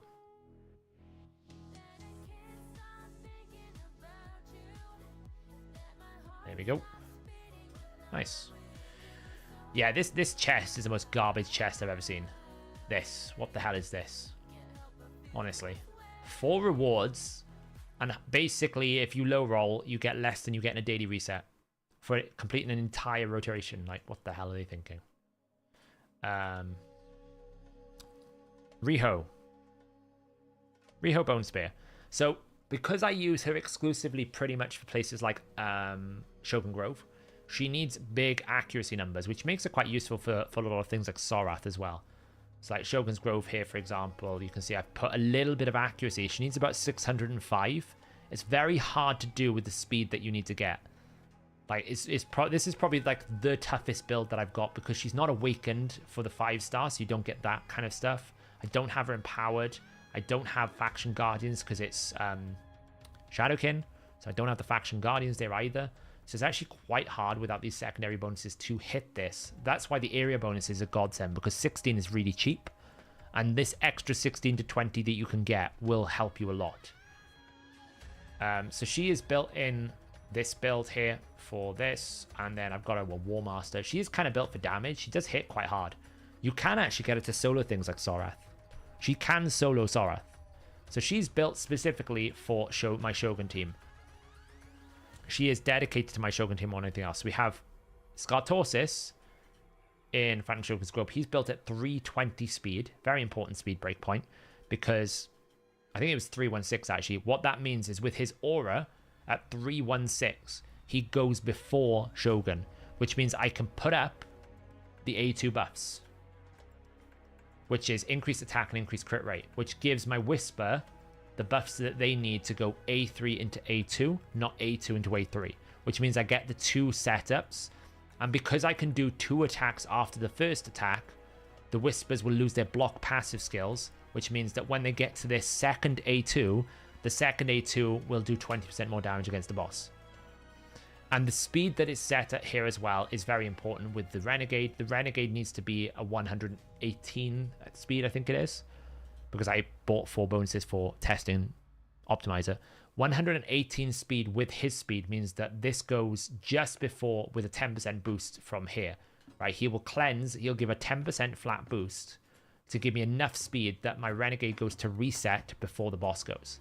So you'll see here, for example, goes first, the boss puts out his debuffs. I don't really care about the Enfeeble. I A2, set it up. Riho gives me the decreased defense and weaken that I need to make this work, right? You need decreased defense and weaken to get an extra turn. I also need increased crit rate and increased attack because I've got them at 70% crit rate, which means now I get full damage and I get my extra turn. And then I get another full damage and I get my extra turn. And then this is what that speed does. I'm going to boost, right? I'm going to boost here, and Renegade is going to get a turn before the boss. That reset's important because what that means is now Riho has all of her abilities back. So she's going to cleanse, and then I'm going to basically buff again. If I don't have Renegade going before the boss, I don't get back to these abilities. I don't get this extra turn. That's why it's really important as a speed tune. And then they basically just kill him. See how I've outrun the block passive skills now? Why don't I use new negative affinity? He's negative affinity. You don't need Skartorsis. It's just Skartorsis because he's got a 33% aura is very good here. Like my Skartorsis has basically got a 33% aura. He can go into like bolster build and I can just build him reasonably fast, and I don't have to build everyone else super fast because the boss is like 350 speed. But I can run it on full speed here. You'll see how quick and reliable it is. The only time this will fail is if I 3% decrease defense or weaken. That's the only time it will fail now, which obviously can happen. There's nothing you can really do about that. That's just going to be the reality of the case. There's not much you can do to alleviate or mitigate that. Even the Newt build is going to have that problem. The reason why I don't use Newt here is he's weak affinity, and I don't trust that I've got enough damage to outrun the bad RNG. You'll notice, by the way, the impact of Helm Smasher here.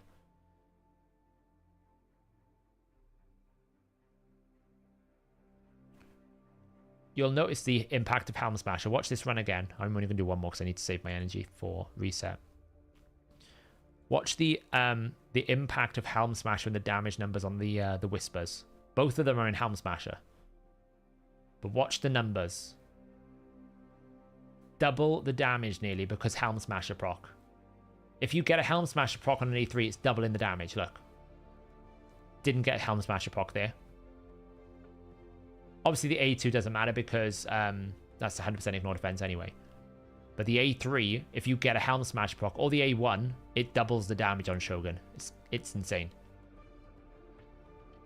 See what I mean? 160 to 300,000. Oh, she got an extra turn. Here he goes. 500k A1.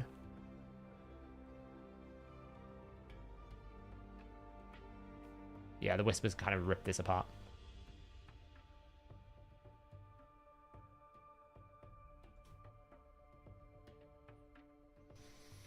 Could you swap Renegade with Nia? Well, Nia only does single target, so unfortunately not.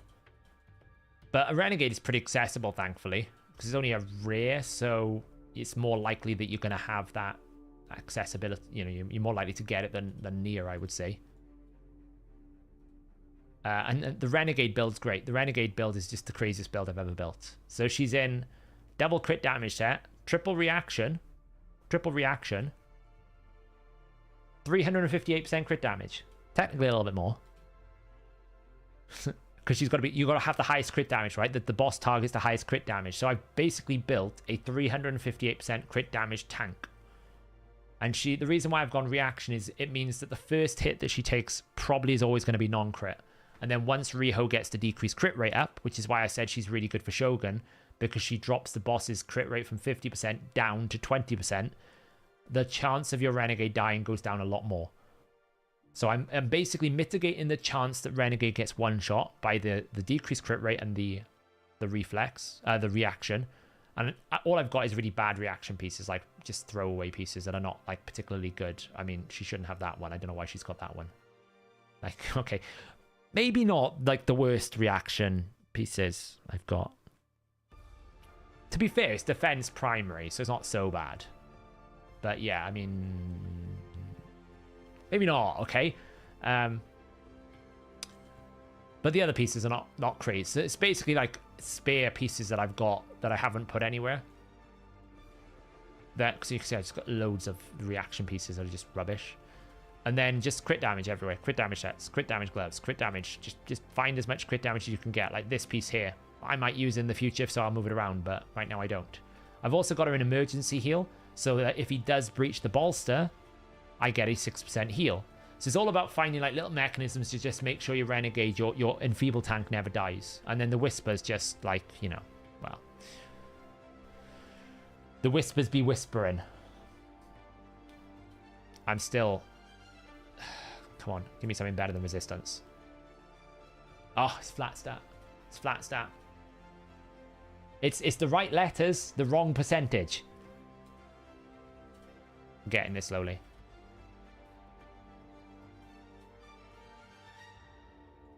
I'm always in need of greater oil. It's the most depressing experience ever. It's always greater oil that I need. Always greater oil.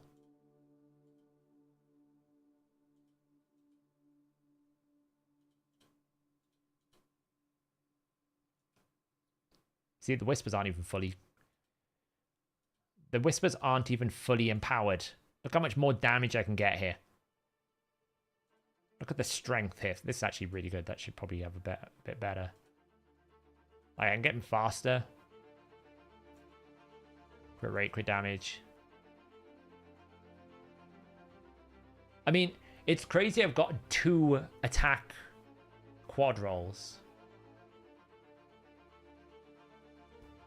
Yeah, it's fun. They're having like a mini competition. The Church of Whispers are having a bit of a runoff. Which Whisper can get a better build?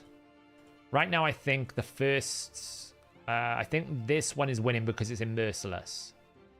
This one is close behind, but not quite there. This one's got a bit more crit damage, 331. Bit faster.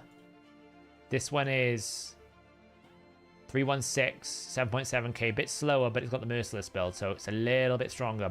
Slightly more ignore defense.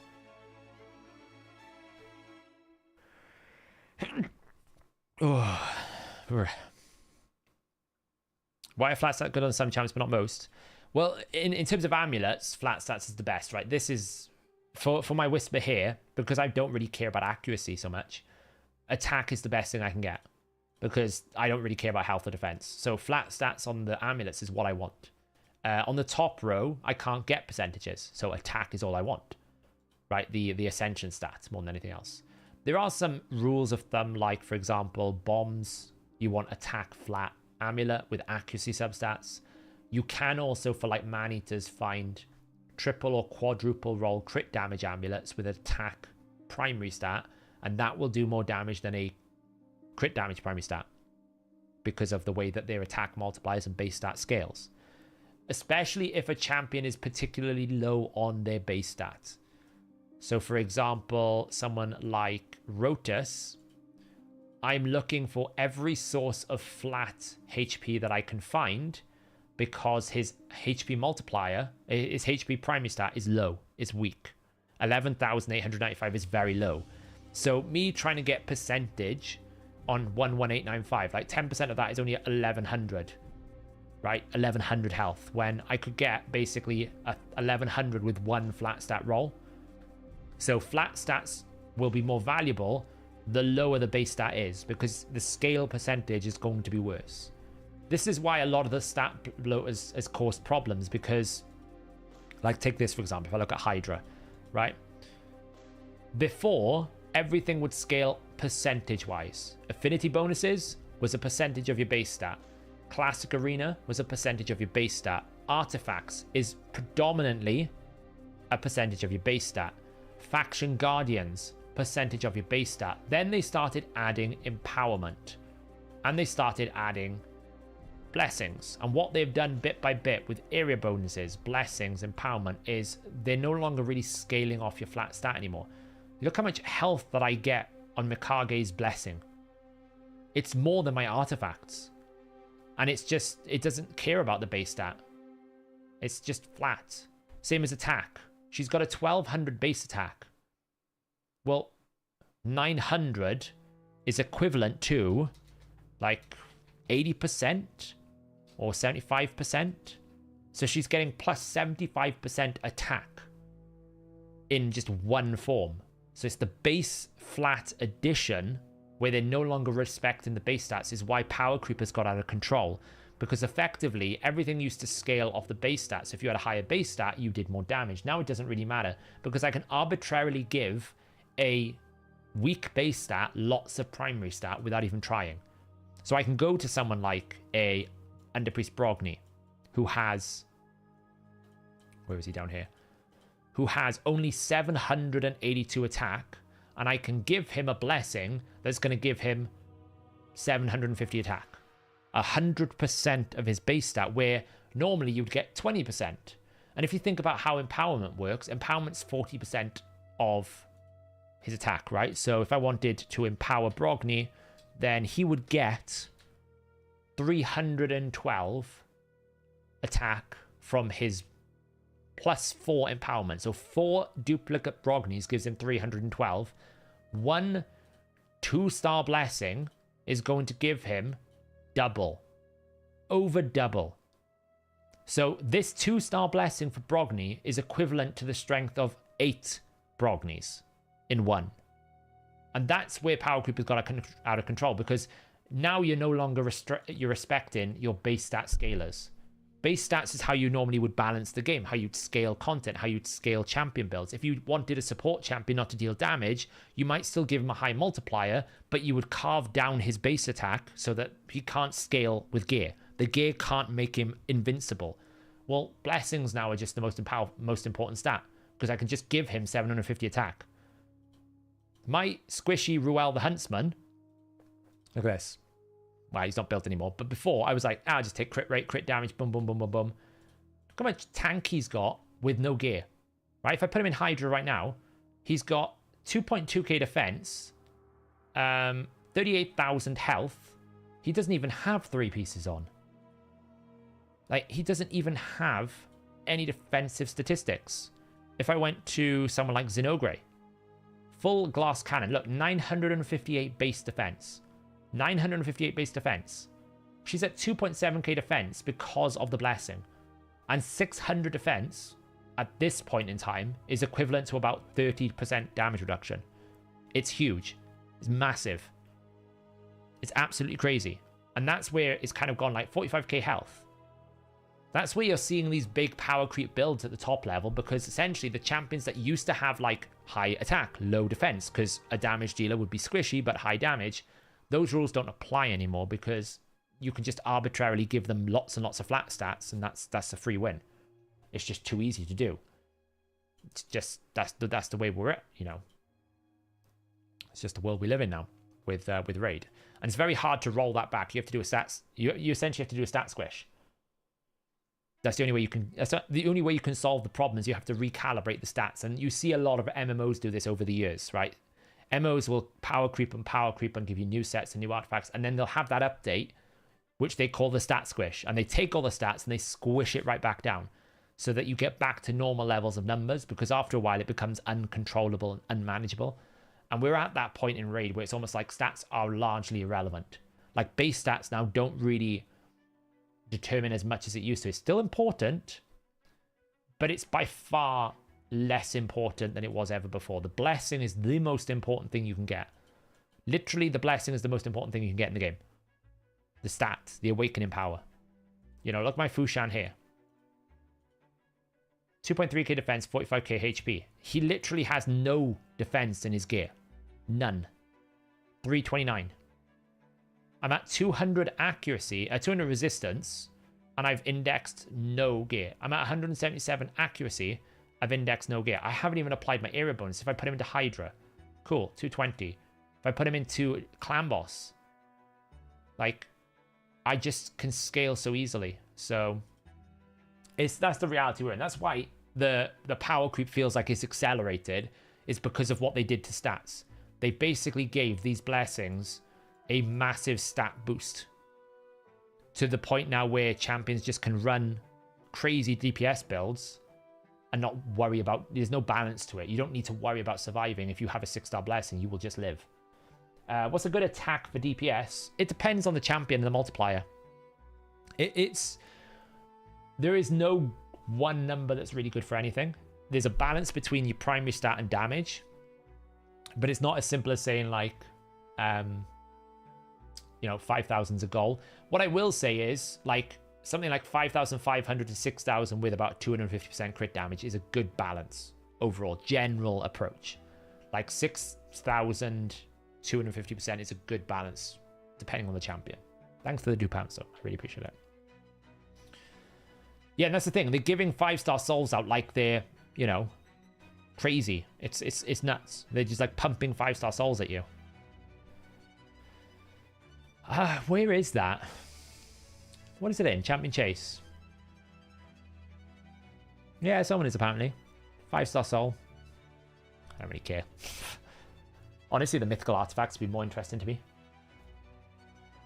The thing with Riho is, had I not had it, then I would want it. In the sense that whilst I was struggling to get to the minimum accuracy, right? Like you can see it's some of the accuracy stuff. I've got double accuracy with speed on speed. Triple accuracy, triple speed. Double accuracy, double speed. Accuracy 1 there. Triple accuracy, mythical. You can see I've had to get all of my best speed and accuracy gear to just hit the breakpoint numbers. I couldn't get this to roll very well. I'm still trying to get this to roll very well. Like, you can see how many reworks I've attempted here. That one I haven't attempted anything because it was okay. But, like, this one, I think I've tried to switch this way 3 times. And then you start getting to the point where I don't really want to switch it anymore. But since they added area bonuses, now I don't need to worry about it. So I'm just like, she's doing her job, so I don't need to worry. And if I need to spend it, I can. I will be, once the reset happens, getting to 20% ignore defense, breakpoint in Hydra, which is going to be really good. Then I can start working on speed again. And then I can probably figure out going back to Fire Knight for ignore defense or a bit more speed and stuff like that. So, but like what the last week I've been chilling. I haven't done any of this. Can't bother with it. Don't need to worry about it. I've been doing some events. Like I'll do the Dungeon Divers because I got to do the mythical, and I might as well pick up the books. But sometimes I've done it. I'll do things like the classic arena because it's a free stuff. Like I'm not doing this. 16,000 points in 2 days. What are they smoking? Like no. No. Smoke. No. God no. God no. Like I'll do this. 3 points. I'm not doing this. Wait, why are they giving me that? I thought there was going to be different rewards. I've already got Mikage.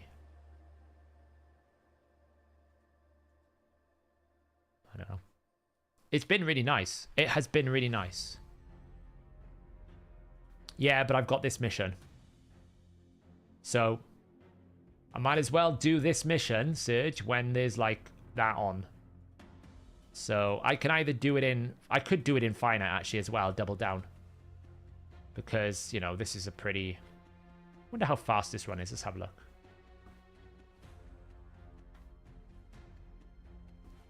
Oh, yeah, probably I don't have a copy of him. You're right, Ranesh. Yeah, I've got Mikage. I fused her. I did the Mikage fusion. It's not as fast as Dragon. Dragon's like 40 seconds, which is where I'd normally do that mission in. But I might as well do it here and try and get more silver and just like more stuff. Not too bad.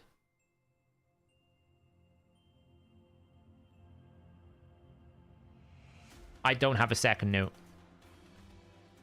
And to be honest, I probably would, because it's the choice isn't Neldor or second note. The choice is Neldor or Yakal. Because you need the decreased speed on the boss. Like you absolutely have to have decreased speed on the boss. Unless you can one-shot the boss, you absolutely have to have decreased speed. I can't one-shot the boss because I don't have the reset. So like in PvE world, the big thing that I miss is the reset. The Kaimar, the Crixia, the Yumiko. I don't have a reset or a lockout. So until I get that, it's not much I can do.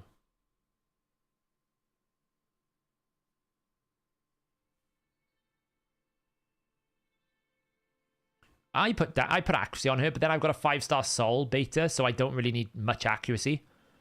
But I would prioritize damage for sure. But her decreased attack is very good. Like you'll see here, if I ever get into a situation where I don't have the decrease, I don't get the decreased speed, I have the decreased attack. Also, you get weaken with her, so you know I use her for weaken here. So you can see I've got full setup, and we're pretty good now. Neldor's passive is a bit frustrating at times because you're like, why aren't, you know, can you proc for me? But it's still clutch at the right moment. But Farrakhan's in the super duper get me back to my ability build. So he's in Merciless Reflex. This normally takes about this time. This is about average. It'll probably end now because of Blessed Bash. But I open with Blessed Bash so that I get multiple A1s. So it reduces the fail rate. That's why I open with Blessed Bash. Allows me to get a couple of A1s to get control of the fight. And also increase the chance that Neldor's going to get the A3 and then I finish with it. Otherwise, I probably would have to disable his A3, and I don't want to do that. She's sleeping. She had fancy food today, so she's sleeping. So. Oh, I got Fortis. I still like Fortis. C5 hard. I just got to the mission. Apparently, I only have bad legendary. So is that Bommel, right? C5 hard is Bommel.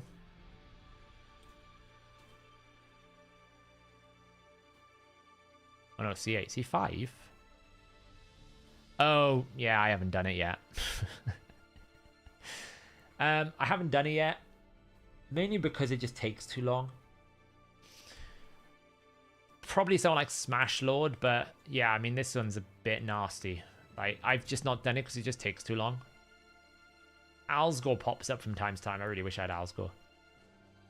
I'll probably just build Samson tomorrow and smash it. Oh, no. You misunderstand the purpose of level 10 hard. Level 10 hard is not about mythical. Level 10 hard is about the improved legendary rate. You get far better legendary pieces on stage 10 hard than you do on like 25.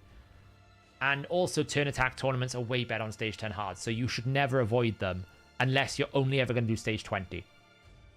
If you're ever going to do something other than stage 20, it has to be 10 hard in my opinion. You can do 24, but it's not as good. 10 hard is the way to go now because it's just you get like one extra 6-star legendary. It's very, very, very big. The mythical rates are a scam. I agree with that. If you're doing 20, 20 is fine because 20 is the most efficient from energy for dungeon divers. So, like, I get that. If you were saying I only do 20, that's fine. Like Senti, who used to play Math Genius, was always committed to the stage 20 because he said it's the most efficient stage, and I agree from a stats point of view. So, but generally for me, for my level of account, 10 hard is everything.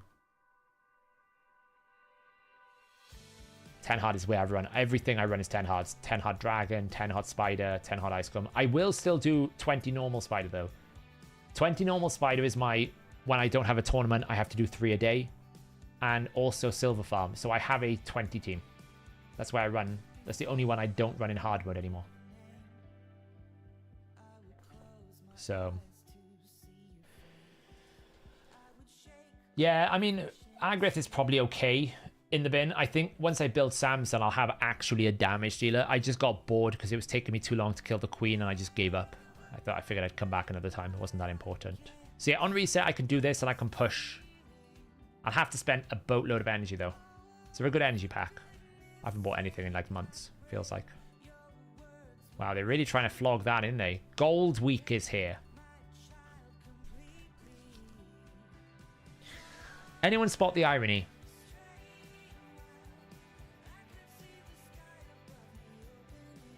Anyone spot the irony?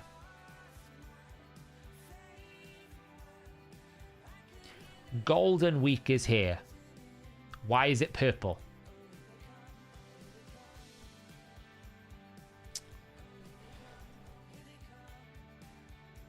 Almighty Shard pack. Isn't it sickening how much they stick these at $99 on everything? I don't even have a gem pack picture anymore. They broke it. It's gone. It's dead. It's just white. They don't even bother putting pictures on these. I feel like it's just so low effort. At least put a picture on it, you know? I'm not asking for much. Just a picture. That's all I want. Picture. Yeah, energy packs are a bit weak. Well, my 20 team's fine. Oops. I kind of like... It can be faster. Basically, Shuzhen buffs the Ghostborn. Ghostborn then does A3. Always gets decreased defense out. Then Nuke does this massive nuke. And then Septimus finishes it off. It's about 4 or 5 turns. It could be like 1 turn or 2 turn. I just can't bother to make it faster. It's fine. Hey, Shooter. We're going through a few things. I'm probably going to stream tomorrow, though. So, a lot of the regearing is going to be tomorrow. I worked a lot harder on the optimizer today than I expected. So, my brain's a bit fried to do regearing. Ice Golem hard now. We actually rebuilt it recently. This is really fast now. This is now a 48-second run. So Seer one-shots the waves, Ghostborn sets it up, and then Artak just solos the boss. It's a 100% run. No, they didn't, Short King. Your clan probably leveled up, and when you level up, the amount you get per purchase levels with you. It costs you more clan gold, but you get more upfront silver. Will we have a test server? It's way too soon for us to confirm anything like that. We will obviously be having testing done, but there's nothing like, I don't have any details at the moment. But there will be stuff there. Yeah, no War Master on Artak. Artak is Regen, Defiant. For Ice Golem, he is 86,000 health, 3.9k defense, 265 speed, 463 resistance, 386 accuracy. His mastery set is total trash. It was for... I made it for Cintranos. I just never changed it back because I refused to pay the 150 gems. And it just kind of works. It's pretty quick as well, to be fair. Like, it's pretty quick. Like, you'll see, pretty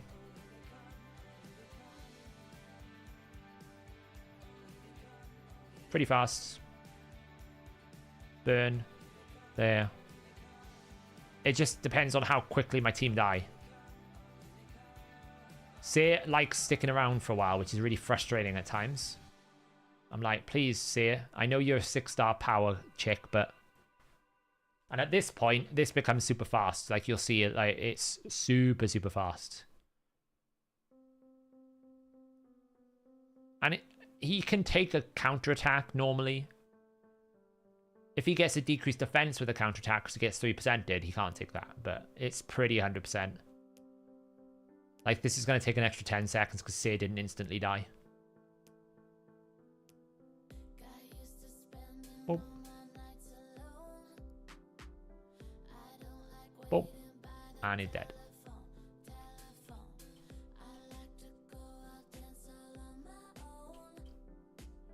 Yeah, mine can probably still die. I've run a fair bit of it on this team. It's pretty high success rate. If it does die, it's normally like a really bad storm.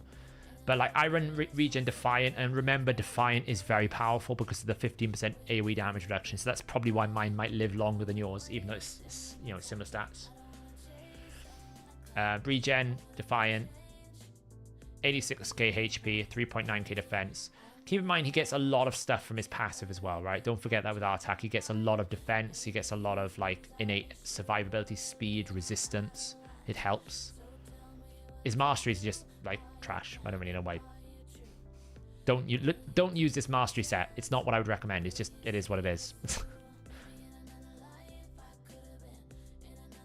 So, my team used to be like 3 minutes long because I put Pythian in to make it 100%, and I was just like, in the Regearing event that we did last time, I just ditched the whole concept and rebuilt him up to this and just made him full survival solo.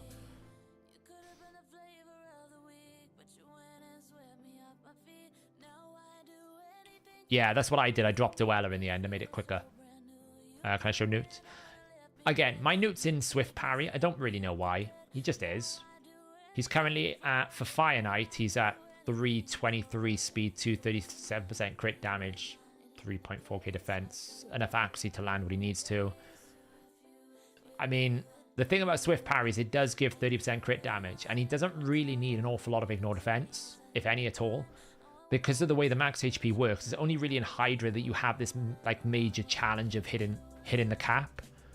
He doesn't really have these challenges, so he doesn't need ignore defense sets. So you can just basically run him in Swift Parry, get more crit damage. So, but yeah, mine's super fast. That's why it's probably recommended Swift Parry, because I get 18% speed as well. And I get the crit damage with it. So it's one of those rare exceptions where the optimizer pumped out something different. Same as Zenogre. Like, Zenogre is super fast. My Fire Knight team is very fast. Like 301 speed, 323% crit damage, 70% crit rate. Obviously, I've got Farrakhan, and I only use Zenogre there. So Farrakhan lifts the crit rate up.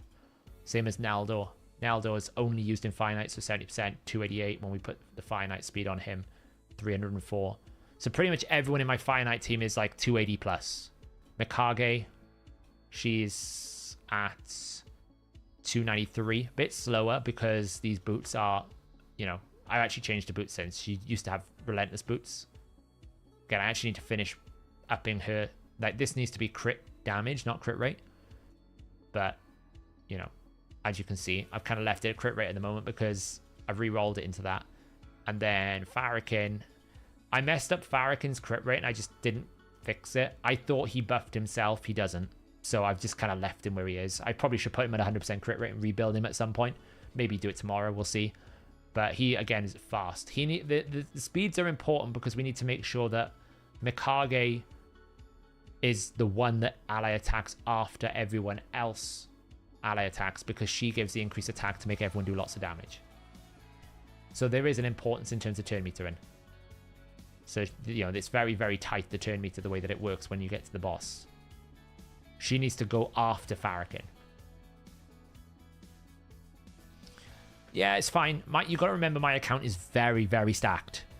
And these are all 5-star blessings. So it means I don't need, like, I don't need as much accuracy. I have more crit damage in there with the attack. I've got more chances of landing Phantom Touch. Like these two at 5-star with Phantom Touch is pretty much 100%. So I've got an extra 2 hits 100% of the time, pretty much every single time. Because it's like 99.6% chance that it will land. Because of the way that 4 hits works with 75% chance, because it's per hit. So the reason why, you know, these 2 here in Phantom Touch basically mean I get 2 extra hits. That breaks the shield so that I get a full A1 from Newt. And then when Mikage goes, I get a full A1 from both Naldo and Newt. So that's the difference. Yeah, the moment I saw Zenogre's kit, I was like, absolutely 100% would be worth it, even in all of Cintranas, because she will come in so strong when you fight Fire Knight. She is a game changer for the Fire Knight. You know, she's Giga Charge Ronda for Fire Knight, because her damage output is a little bit better than Ronda. You can never really leverage this passive. I forget this passive even exists, but it's still pretty good. Like the damage output she can do. There's still not that many champions that are damage based with AoE increased speed. There's very few champions in the game that have it. So you got a crit damage one, nice. Anyway, guys, I'm gonna leave it there. It's just coming up for midnight. I do need to eat, and I haven't stopped working all day.